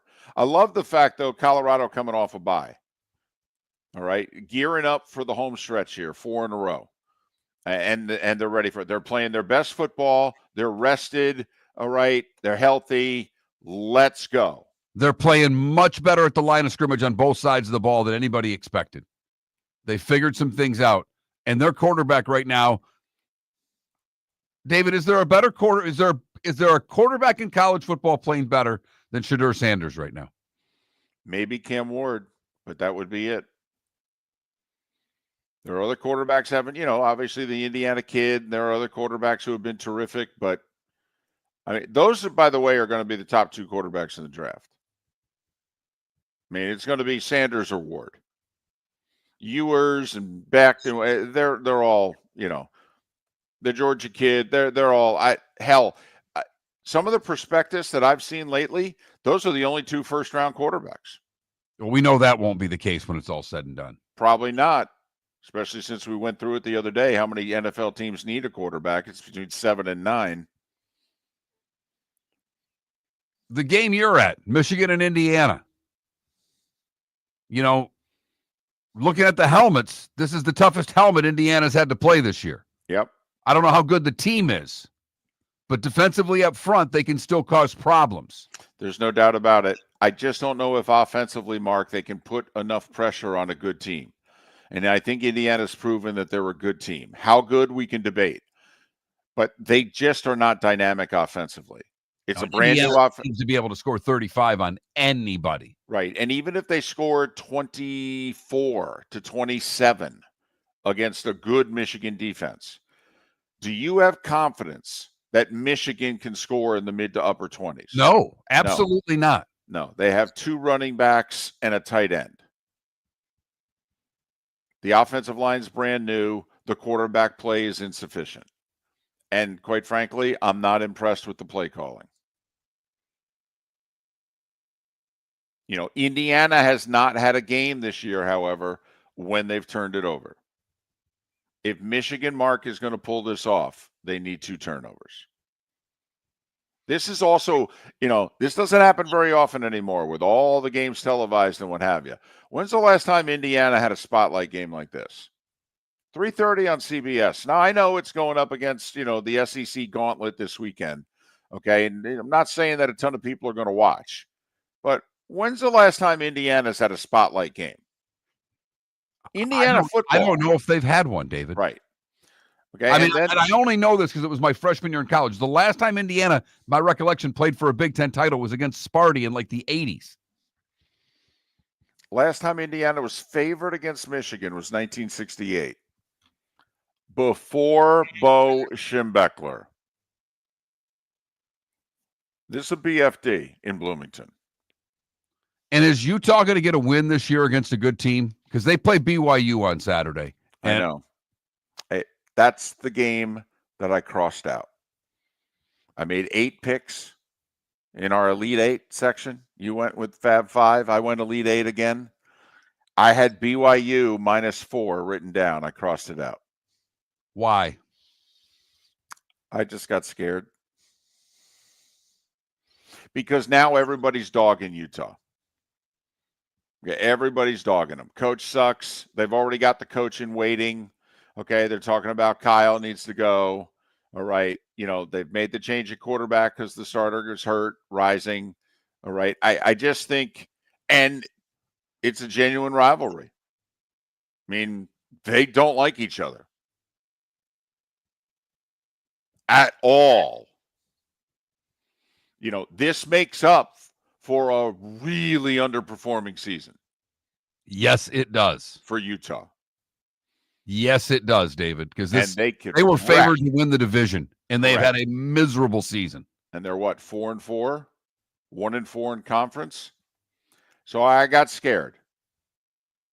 I think BYU's for real, but I got scared. And I don't blame you. I think that's going to be a really entertaining game on Saturday. We both picked Georgia laying the points against Ole Miss. Mm-hmm. I think it's a get-right game for Georgia. They looked terrible last week. I don't see Georgia looking terrible 2 weeks in a row. I also think Kirby knows how to defend Lane's offense. This, to me, is I don't know if anybody's a better play caller on Saturdays than Lane Kiffin. I really don't. So the chess match in this game, to me, is off the chain. Because Kirby's not very flexible. These are my guys. This is my defense. Beat it. Bobo's got to call a better game than he has been, but he's just got to get Beck to use the checkdowns. Beck can't be throwing the ball into coverage all the time. If they do that, they win the game. Last time Georgia looked like blank, they came back and whacked Texas. Georgia looked like blank last week. Just saying. So there's a look at some of the games on Saturday that you'll be watching. When we come back in the bonus hour, for those of you that are still with us, we'll go through the NFL schedule and pick our winners. It's Miller and Moulton on a Football Friday. We thank you so much for listening. Miller and Moulton, millerandmoulton.com. We started our show 18 years ago and have been fired 3 times, but Miller and Moulton have never lived on the edge like we are now. We have our best morning ratings ever, are steadily adding affiliates, yet we only have a few sponsors. And if that doesn't change, we can't continue. But if you want to advertise on Miller and Moulton, reach out to one of us directly by texting sponsor to 21,000 or contact Mark on X at that Mark Miller or me at the David Moulton. You can save Miller and Moulton and make your business some serious money by texting 21,000 now. Mark Miller for Molly Maid. Why Molly Maid, you ask? Trust. Moulton was a customer for 15 years. Affordability. Didn't I just say Moulton was a customer for 15 years? Worry-free services. Our professional house cleaners are fully insured and a 24-hour warranty. Call Molly Maids today at 239-774-5839. That's 239-774-5839 or online at mollymaid.com/FTMYERS. That's mollymaid.com/FTMYERS. American Paint Supplies. For nearly 30 years is your one-stop shop for all your coating needs. If you are a designer, a contractor, a professional painter, or a weekend warrior, American Paint Supplies is the place where experts go to get expert solutions. At 6100 Shirley Street in Naples off of Pine Ridge, American Paint Supplies delivers the best solutions with the best products with the best support. Meet Gene and his team today at American Paint Supplies. Call 239-566-2700. That's 566-2700 or online at AmericanPaintSupplies.net. The world-famous cigar bar started as a neighborhood place in downtown Fort Myers, and now it's a brand, a destination with 4 locations. The original place, Henry Street, Fort Myers, Gulf Coast Town Center, on Southeast 47th Terrace off the Cape Coral Parkway, and the Lounge on West 1st Street in Fort Myers. A place to go, whether you just need a relaxing drink and a smoke after a tough day at work, or a place to go celebrate. From relaxation to celebration, the world-famous cigar bar. Gentlemen, as your wife mentioned getting new flooring, but you don't want to go through the hassle, well, go see the Floor Meisters in Naples next to Costco. They understand your time and money are important, so they'll make it as painless as possible. With a huge in-stock selection of carpet and Cortec, they can get you the floor your wife's been asking for. They carry wood, vinyl, carpet, and tile. If you do it yourself, no problem. They can handle that as well. So go see TJ at the Floor Meisters and tell them, just keeping it real. Do you have a sleep problem but don't want to wear a CPAP mask? This is Mark Miller for Sleep Treatment Direct. The mask wasn't working for me, and I didn't think I had an alternative. I do. We all do. They have such simple alternatives with greater success than the mask. Visit sleeptreatmentdirect.com. That's sleeptreatmentdirect.com. And if you are like me and your CPAP machine isn't working for you, it's time for a change. Call 239-444-1741. That's 239-444-1741. Sleep Treatment Direct. Sleep safe and sound. This is Miller and Moulton.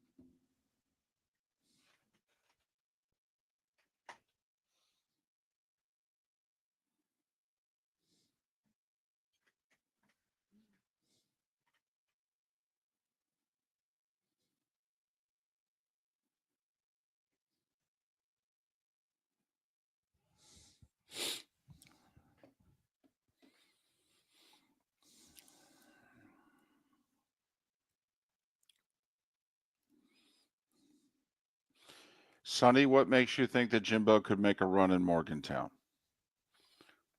And I like Jimbo a lot, but the one thing Jimbo has shown to be is inflexible.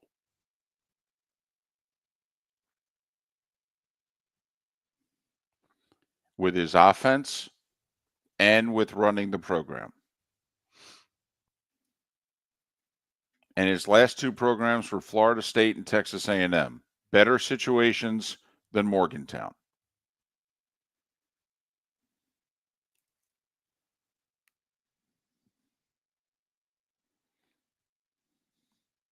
He'd have to convince me that he's changed.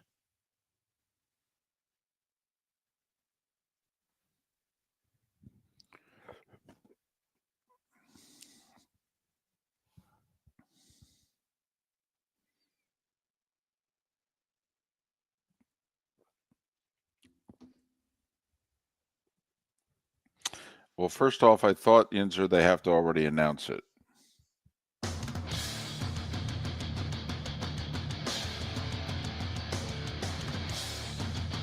You're listening to Miller and Moulton, coming at you from the Floor Meister Studios. Floor Meisters, keeping it real.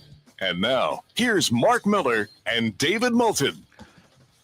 It is the fourth and final hour of Miller and Moulton on this Football Friday. Football Friday. It's the Diamond District bonus hour. Thanks so much for being with us. MillerandMoulton.com.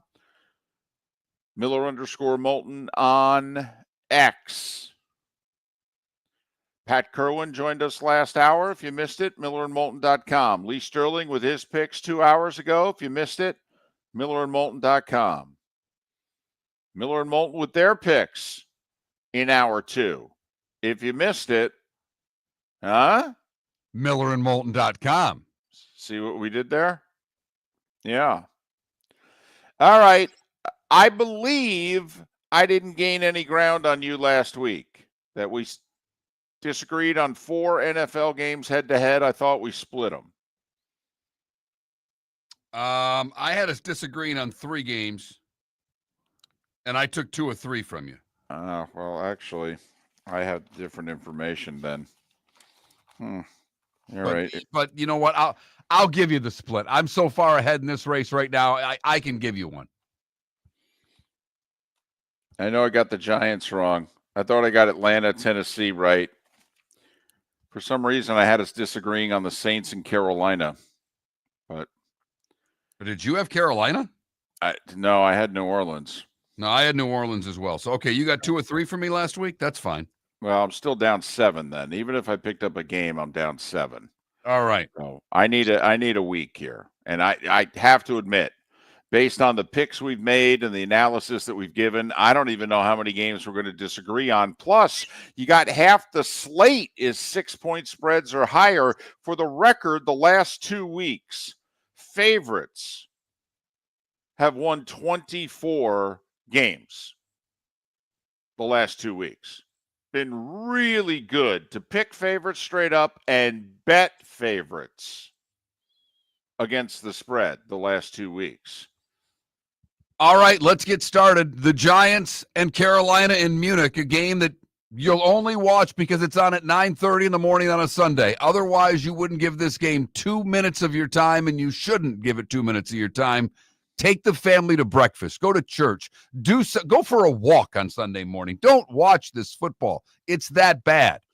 There's a main columnist in the New York Post who wrote a column today saying, after 60 years of fandom, I am divorcing the Giants.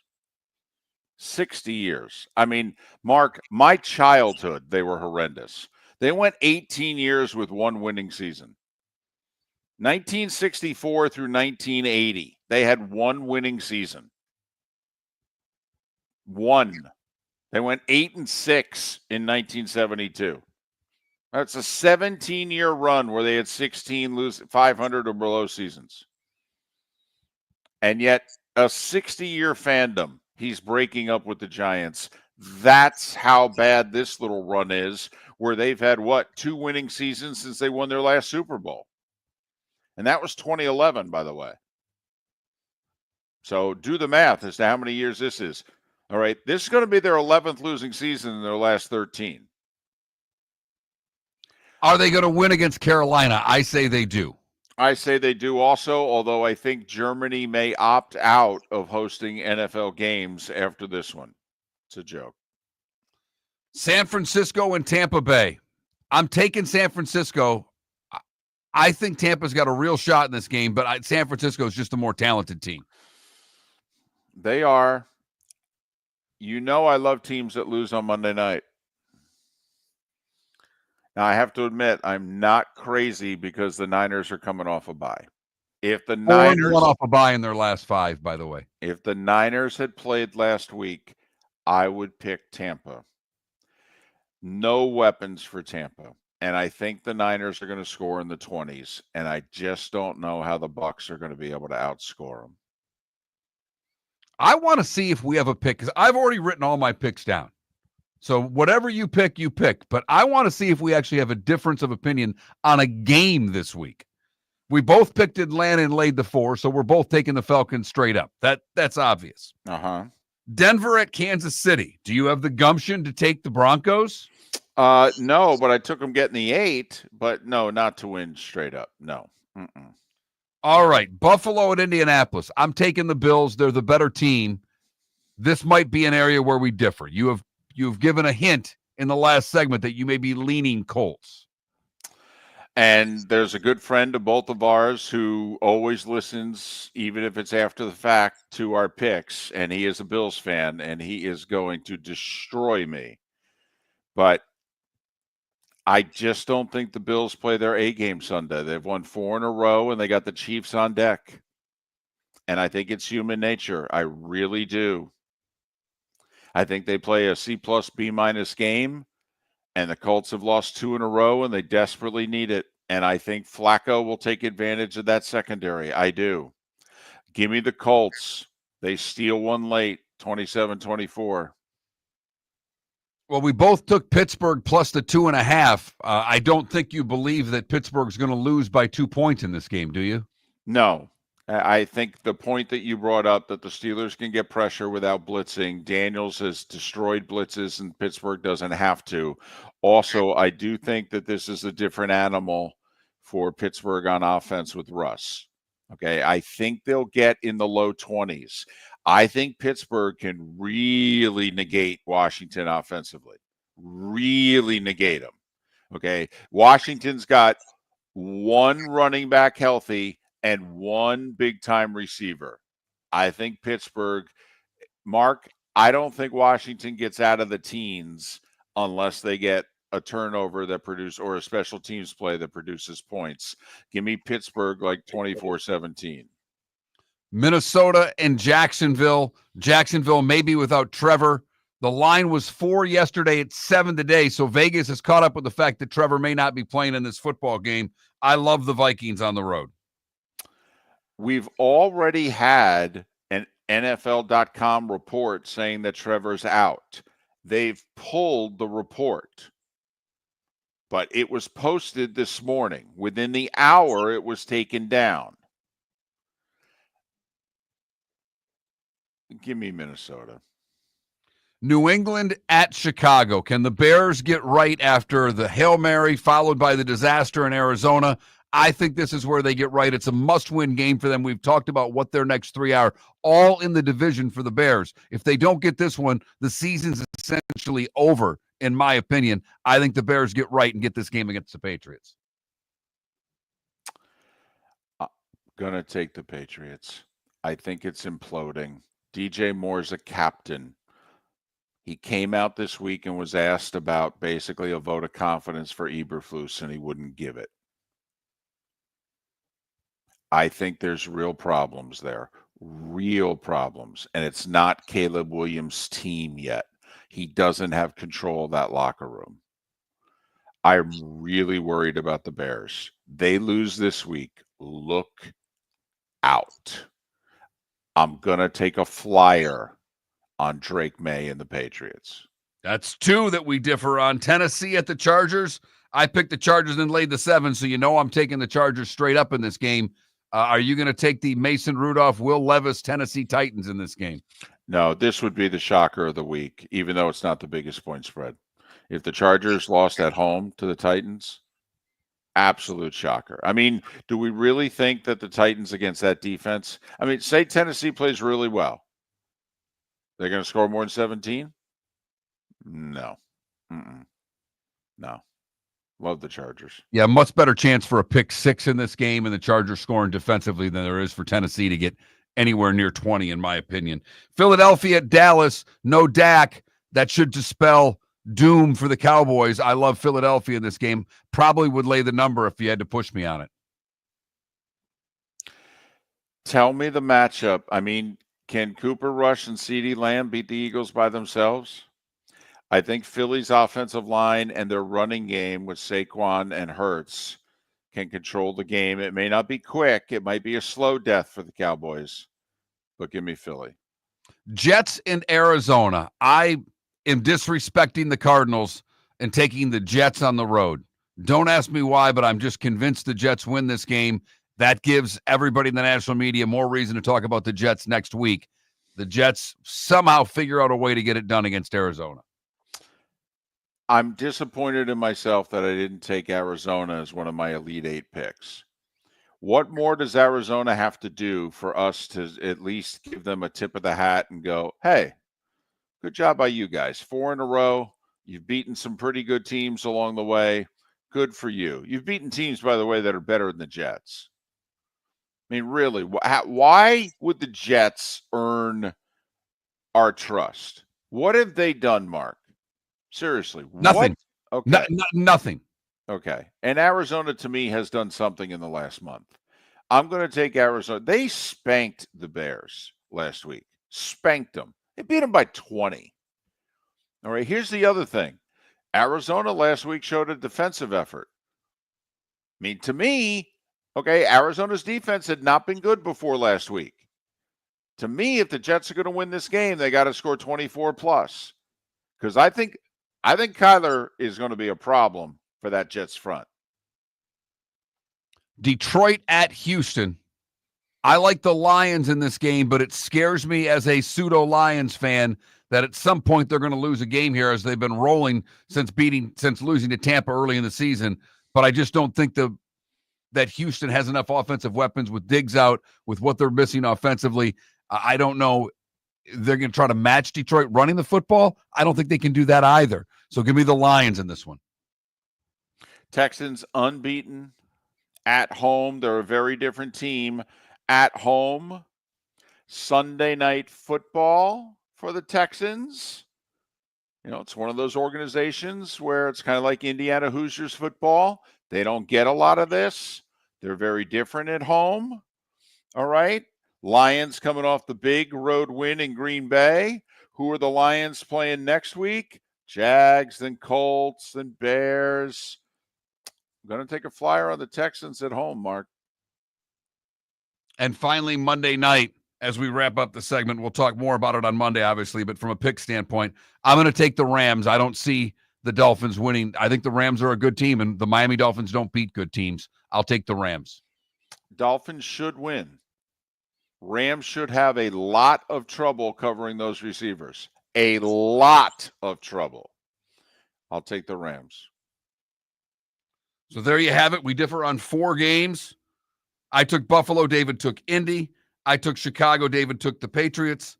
David's taking Houston. I'm taking Detroit. And David took Arizona. And I'm taking the Jets. That's a look at all the NFL games just straight up here on Miller and Moulton. Thanks so much for listening. Miller and Moulton, millerandmoulton.com.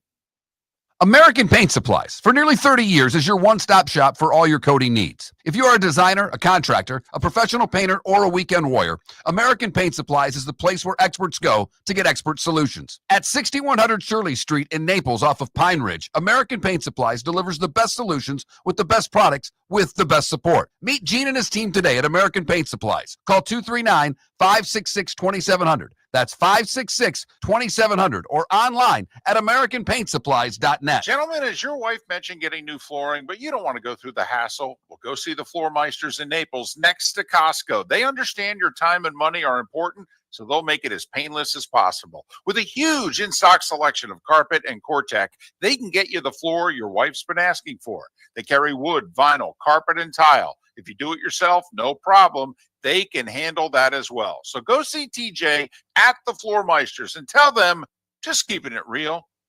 The Cape Coral Police Department is growing. They are currently looking for police officers and are offering a $10,000 signing bonus to newly hired officers. If you desire a career in law enforcement, or if you are already in law enforcement and thinking about making a move to a better agency, think Cape Coral Police Department. If you're looking for a police department that is committed to excellence, that invests in the highest level of training, state-of-the-art equipment, and some of the highest compensation in all of Southwest Florida, then the Cape Coral Police Department is for you.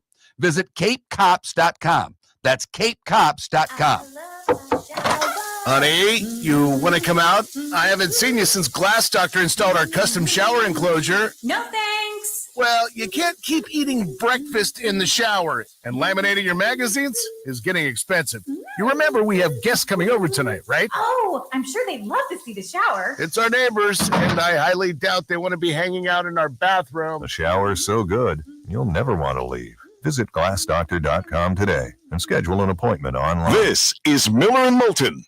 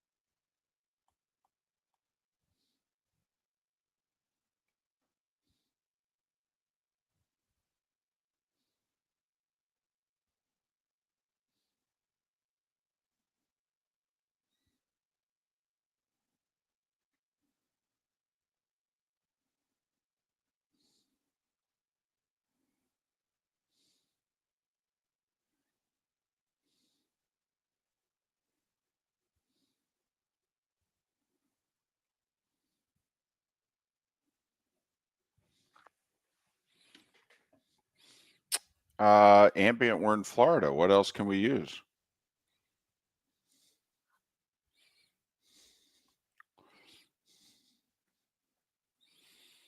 I mean, can you use covers? Can you?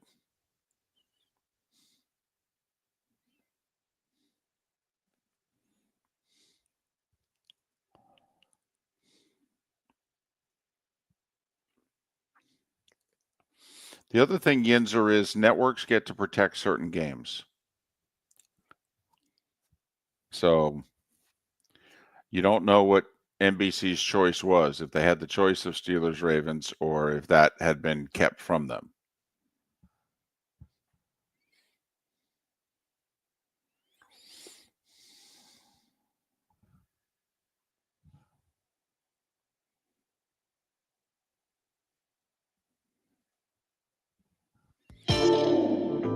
Welcome to the bonus hour, brought to you by Jason and Todd at the Diamond District. And now, here's Mark Miller and David Moulton. 21 minutes past the hour. Good, bad, and ugly. What's on tap? Today was the day when, along with some final thoughts, pick or two on Miller and Moulton, millerandmoulton.com, Miller_Moulton on X, the Diamond District bonus hour for the 239 and the 904. Although not in the 904 on Fridays. They preempt us this hour. Huh. I know. I don't even know if contractually they're allowed to do that. But they've got another show that they run from 9 to 10. I did not know that. I found out about it a few days ago. So we're solo in the 239 today. On Fridays, apparently, yes. Huh. I know. So it truly is the bonus hour. It's the Diamond District bonus hour. Yes, it is. Remind our listeners, when you do visit any of our sponsors, of which we thank so many of them for helping us out, make sure you mention that you heard them on Miller and Moulton, and that's why you're there. We would appreciate it. They would appreciate it. Absolutely. So you're going with the road teams in the big SEC games this week. You're going with Georgia and Alabama. I am. Scale of 1 to 10, 10 being shocked, 1 being, Ole Miss beats Georgia. 7, 8, somewhere 7.5, 8. Surprised, not shocked? Yes. Even though it's a 2.5-point spread. I'm surprised the number's as low as it is. I really and truly am. For the record, both Miller and Moulton taking Georgia, laying the 2.5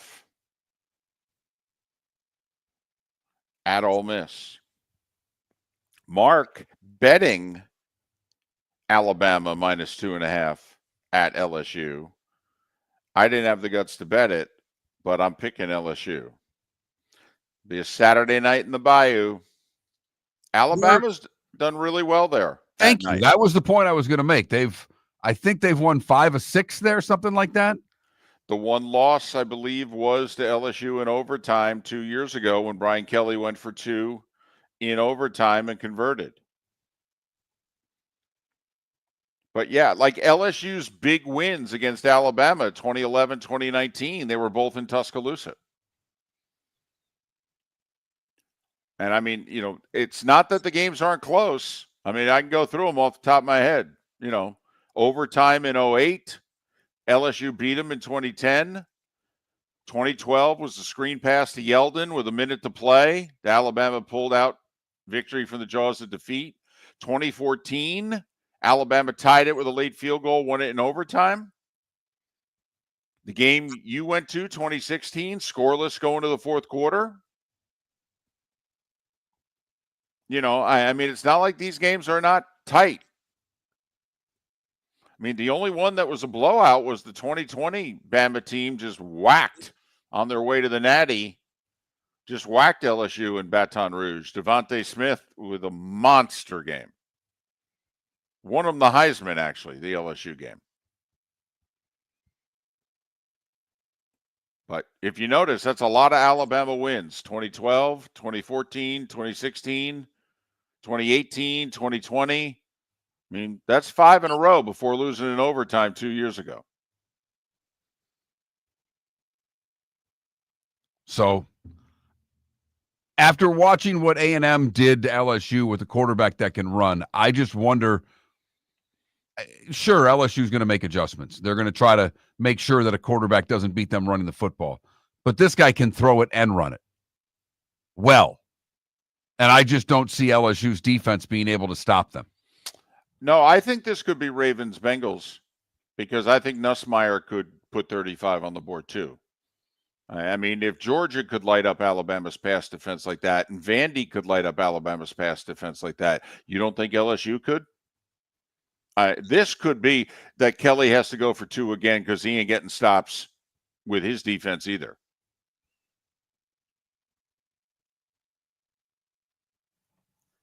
I don't know how entertaining Georgia Ole Miss is going to be. I'd be stunned if Alabama LSU is not highly entertaining. Yeah, Georgia and Ole Miss could be a low-scoring game. Both defenses are very good.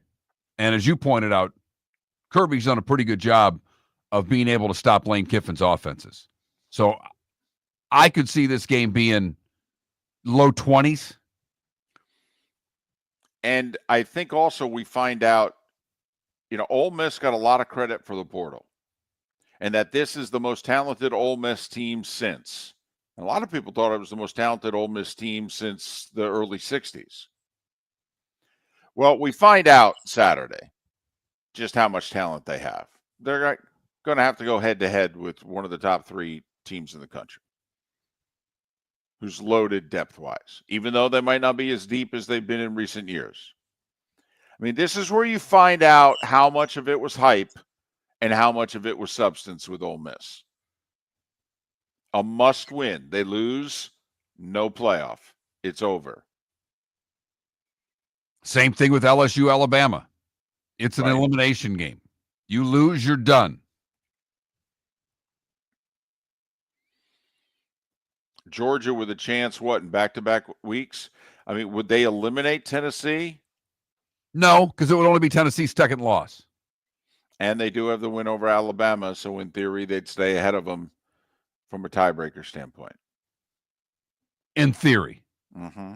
It is Alabama, however. I know. All bets are off. Both teams, same record. They played. One team beat the other.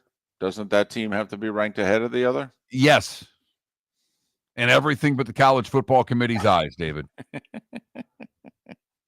I know you're telling the truth. I'm trying to have some fun, but do we really trust the committee? No. To do something logically when it comes to picking these final teams? No. But it's interesting just how much elimination goes on here. And can the SEC play themselves out of having 4? Can they do their process of elimination much the way it seemingly happens in the NFL, where they just devour each other? Because we don't have that this year in the Big Ten. There seems to be 4 good teams and no one else who can beat them. Think about it. Oregon beat Ohio State. Ohio State beat Penn State. No one's beaten Oregon or Indiana. Do you have confidence Minnesota, Michigan, Wisconsin, somebody's going to pull an upset? Do what South Carolina's done twice this year? Do what Kentucky did to Ole Miss? I mean, that is clearly what's lacking with the Big Ten this year. And now you could argue that the SEC is so deep, blah, blah, blah. You could also argue it could be a little overrated. I think it's deep. I think the bottom end, when they play their best game, have great games in them. I don't see that out of the USC's, Wisconsin's, Minnesota's of the world, that when they play their best game, they're not beating teams. But I do think the Gophers, when they play Penn State, have a real shot here. It'll be in Minneapolis, and it'll be in 2 weeks. That's the one I've circled that Penn State's got to take care of if they're going to make the playoff. Other than that, it's just keeping on for the Big Ten teams. And I want to see Indiana get through. I think they get through the Michigan game. I expect them to win. If they win and cover, what's the line of Indiana, Ohio State going to be? I think it's going to be 8-9. And I think it'll be bet up to 10 quickly, if that's the case. I had 11 in my head. Okay. All right. I'm looking forward to it, though, I have to admit. I want Indiana to. I do want Indiana to win and cover, so there's a lot of hype for that game. It'd be great for Indiana football. Miller and Moulton. Good, bad, and ugly. What's on tap? Today was the day when. Some final thoughts, a pick or two, all coming up. Thanks for listening. Diamond District Bonus Hour. Famous Cigar Bar started as a neighborhood place in downtown Fort Myers, and now it's a brand, a destination with 4 locations. The original place, Henry Street, Fort Myers, Gulf Coast Town Center, on Southeast 47th Terrace off the Cape Coral Parkway, and the Lounge on West 1st Street in Fort Myers. A place to go, whether you just need a relaxing drink and a smoke after a tough day at work, or a place to go celebrate. From relaxation to celebration, the world-famous Cigar Bar. American Paint Supplies, for nearly 30 years, is your one-stop shop for all your coating needs. If you are a designer, a contractor, a professional painter, or a weekend warrior, American Paint Supplies is the place where experts go to get expert solutions. At 6100 Shirley Street in Naples off of Pine Ridge, American Paint Supplies delivers the best solutions with the best products with the best support. Meet Gene and his team today at American Paint Supplies. Call 239-566-2700. That's 566-2700 or online at AmericanPaintSupplies.net. Sleep problem but don't want to wear a CPAP mask? This is Mark Miller for Sleep Treatment Direct. The mask wasn't working for me, and I didn't think I had an alternative. I do. We all do. They have such simple alternatives with greater success than the mask. Visit SleepTreatmentDirect.com. That's SleepTreatmentDirect.com. And if you are like me and your CPAP machine isn't working for you, it's time for a change. Call 239-444-1741. That's 239-444-1741. Sleep Treatment Direct. Sleep safe and sound. Visit Jason and Todd at the Diamond District. When you enter the Diamond District, you will quickly discover what makes Jason and Todd so unique to Southwest Florida. Within the walls of the Diamond District, you'll find many of America's top jewelry designers who have chosen the Diamond District as their authorized representative in Southwest Florida. Takori, Fana, A. Jaffe, Veragio, Christopher Designs, Shy Creations, Henri Dossi, all names synonymous with excellence, and all proudly showcased at the Diamond District. This is Miller and Moulton.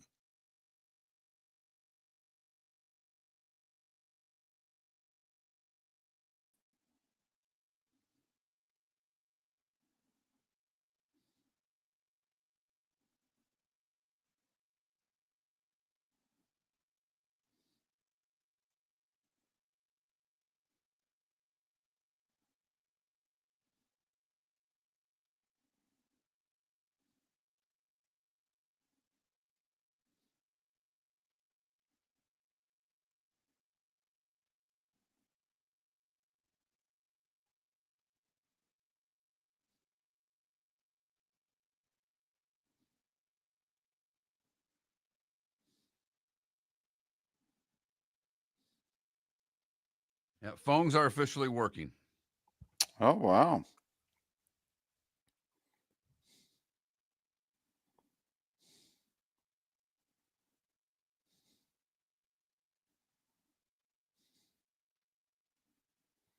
By the way, Trump's new chief of staff began her career in Jacksonville. Yeah, I saw that.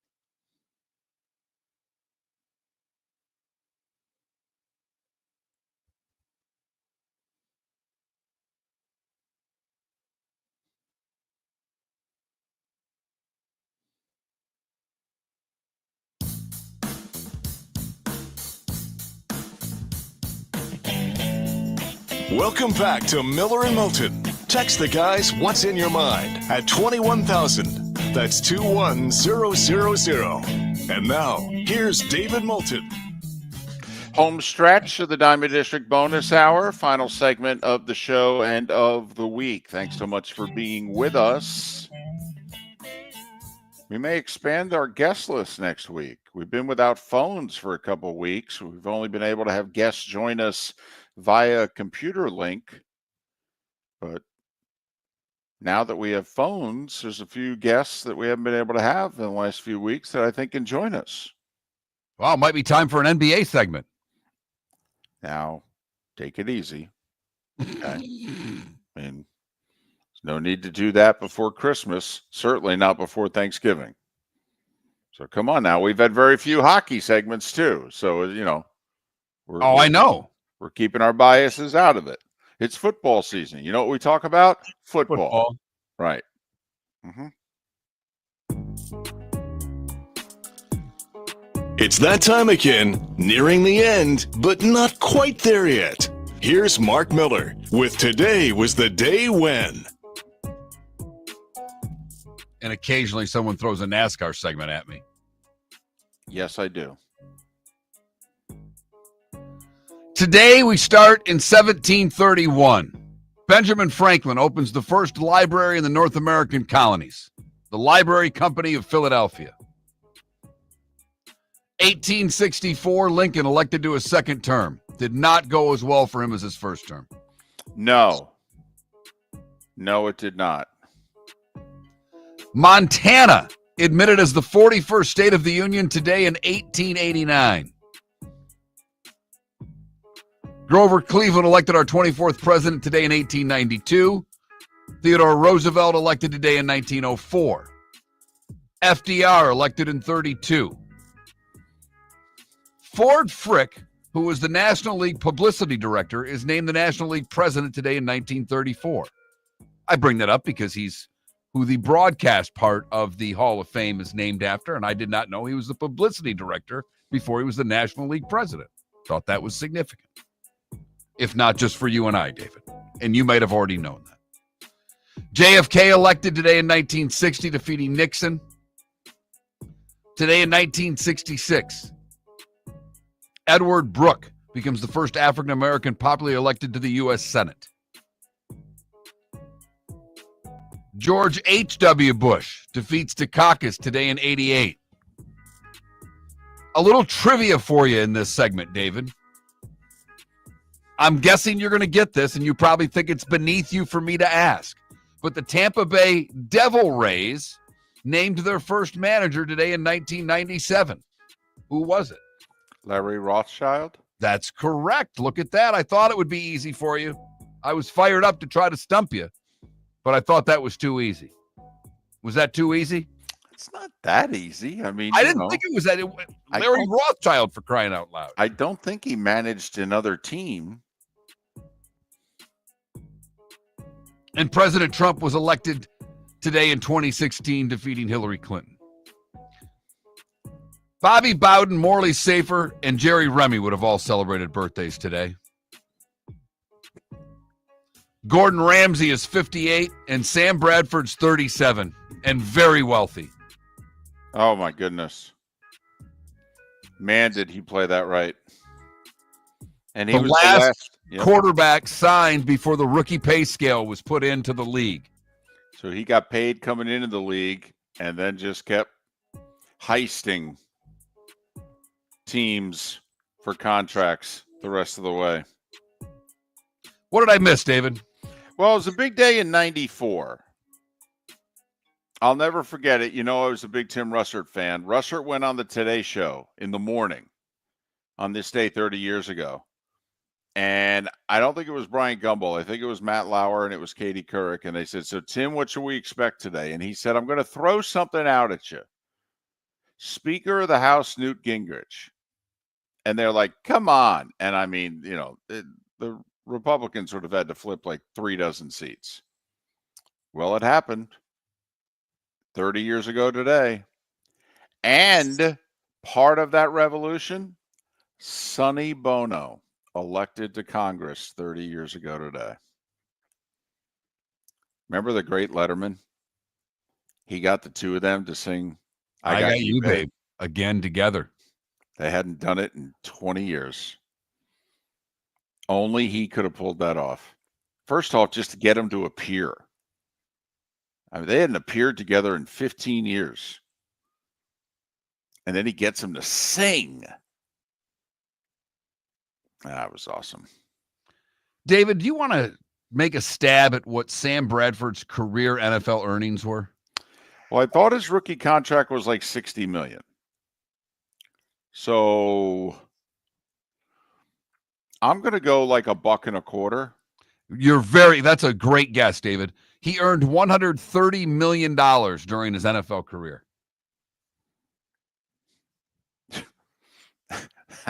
Sam Bradford is living his best life right now. That's a business Hall of Famer right there. Got that right. Kirk Cousins looks at Sam Bradford and tips his cap and says, way to go, sir. Yep. Way to go. How do you like me now?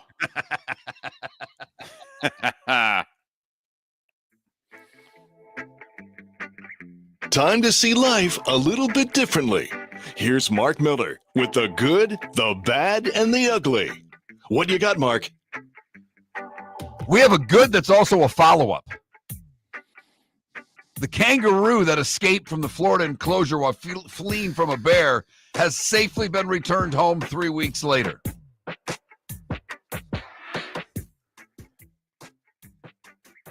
Now, the kangaroo's owner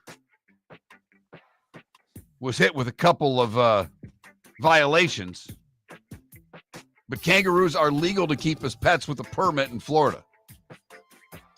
But the owner could face a fine for failing to report the escape to authorities within 12 hours. For the bad, we go to Colorado and Strawberry the pet pig. Strawberry was in the garage where the owners of Strawberry the pet pig had left a couple of cases of beer unopened. Apparently, the pig started knocking down the beers.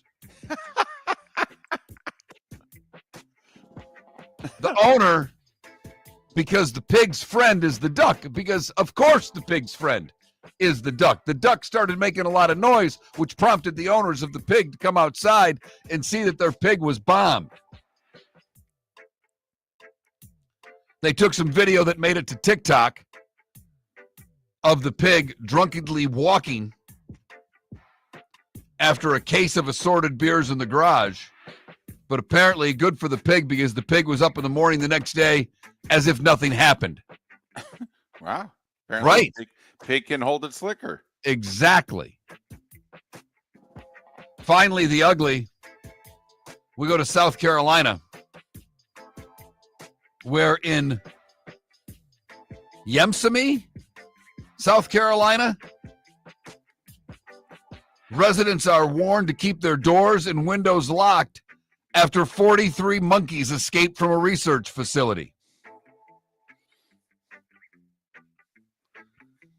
The department said residents are strongly advised to keep doors and windows secured to prevent these animals from entering homes. If you spot any of the escaped animals, please contact 911 immediately and refrain from approaching them.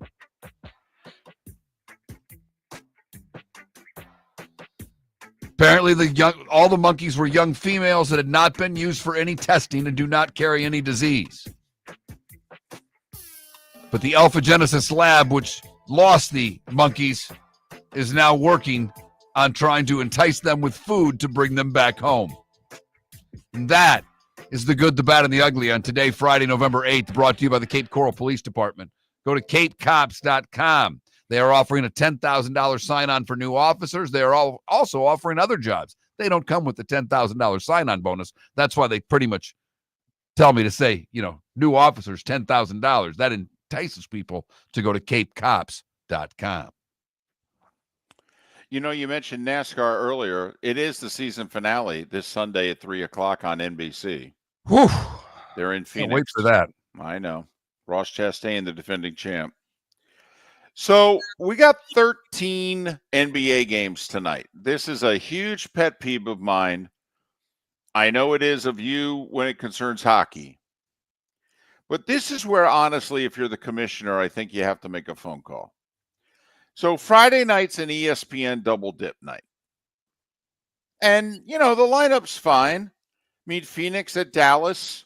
Good game. Yeah. Phoenix off to a great start. Right. 7-1. Dallas 5-3. Went to the finals last year. KD, Booker, Luka, Kyrie. I mean, plenty of star power. 7:30 ESPN. Got it. 10 o'clock. Okay. Sixers, Lakers. It's LeBron. All right. Fine. Here's the problem, though. For as good as Phoenix, Dallas is, two teams combined 12-4. We mentioned 4 legit stars between the two teams. One or two of them even, quote, superstars. Golden State's at Cleveland at the same time. The Warriors are, the Warriors, and they're 7-1. And the Cavs are 9-0. Come on now. That's the best game of the night. It is. All right. Warriors just got done beating Boston. I mean, don't you... if you're covering the league, come on. Really? These two teams are 16-1. I got you. But if it was Bucks Knicks, I'd have a little bit more of a complaint. I mean, they are giving you Dallas and Phoenix. That's a good game. It's a really good game. It is. But what's the game of the night? It's Golden State at Cleveland. And you've got a double header. You can't make one of those games the game of the night? What the hell are you doing covering the league for? That's all. It's a pet peeve of mine. So 7:30, 10 o'clock, 4-letter network. There you go. 13 games tonight. NHL tonight, only 4 games. We'll say Pittsburgh's at Washington again.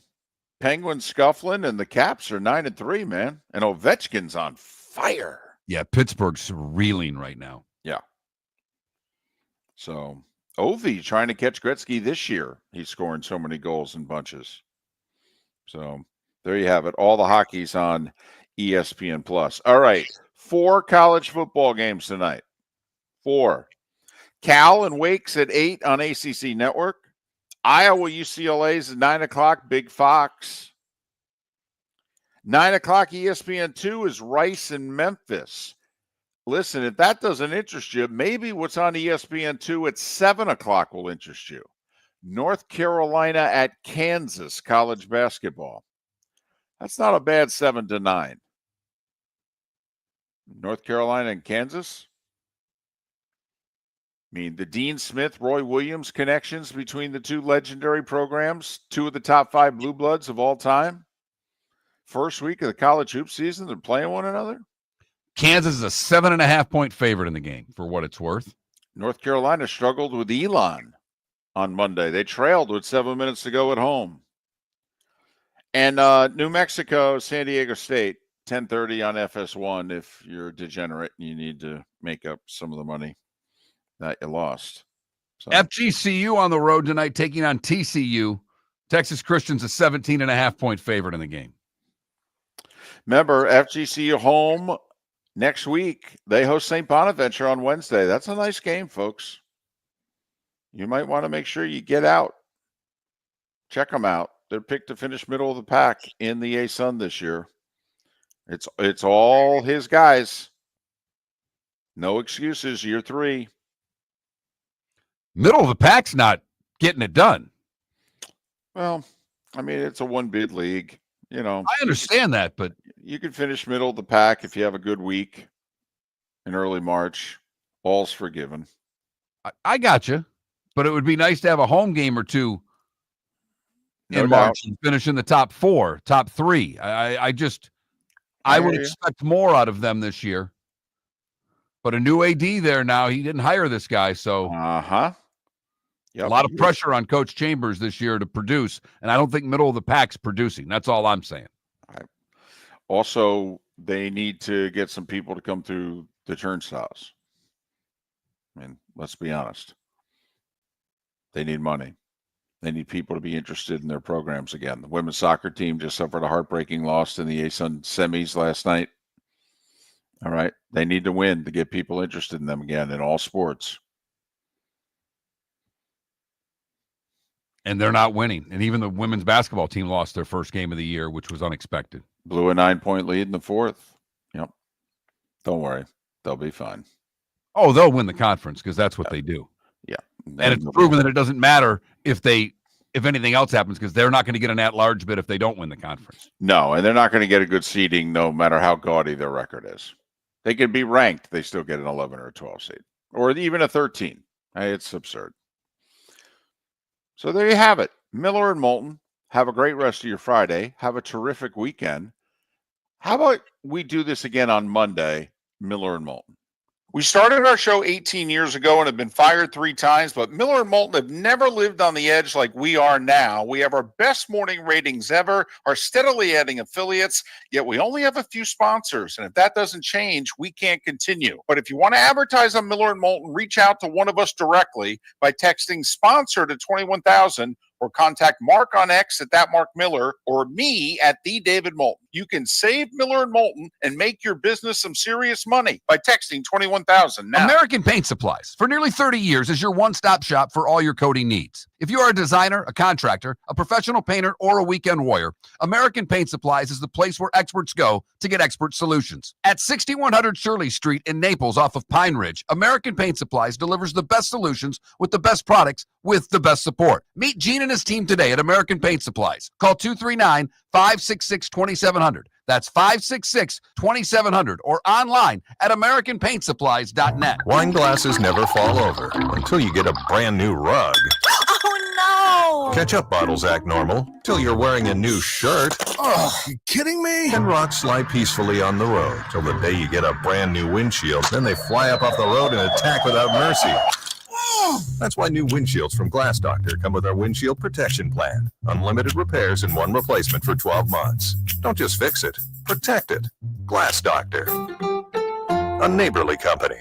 Gentlemen, as your wife mentioned getting new flooring, but you don't want to go through the hassle, well, go see the Floor Meisters in Naples next to Costco. They understand your time and money are important, so they'll make it as painless as possible. With a huge in-stock selection of carpet and Cortec, they can get you the floor your wife's been asking for. They carry wood, vinyl, carpet, and tile. If you do it yourself, no problem. They can handle that as well. So go see TJ at the Floor Meisters and tell them, just keeping it real.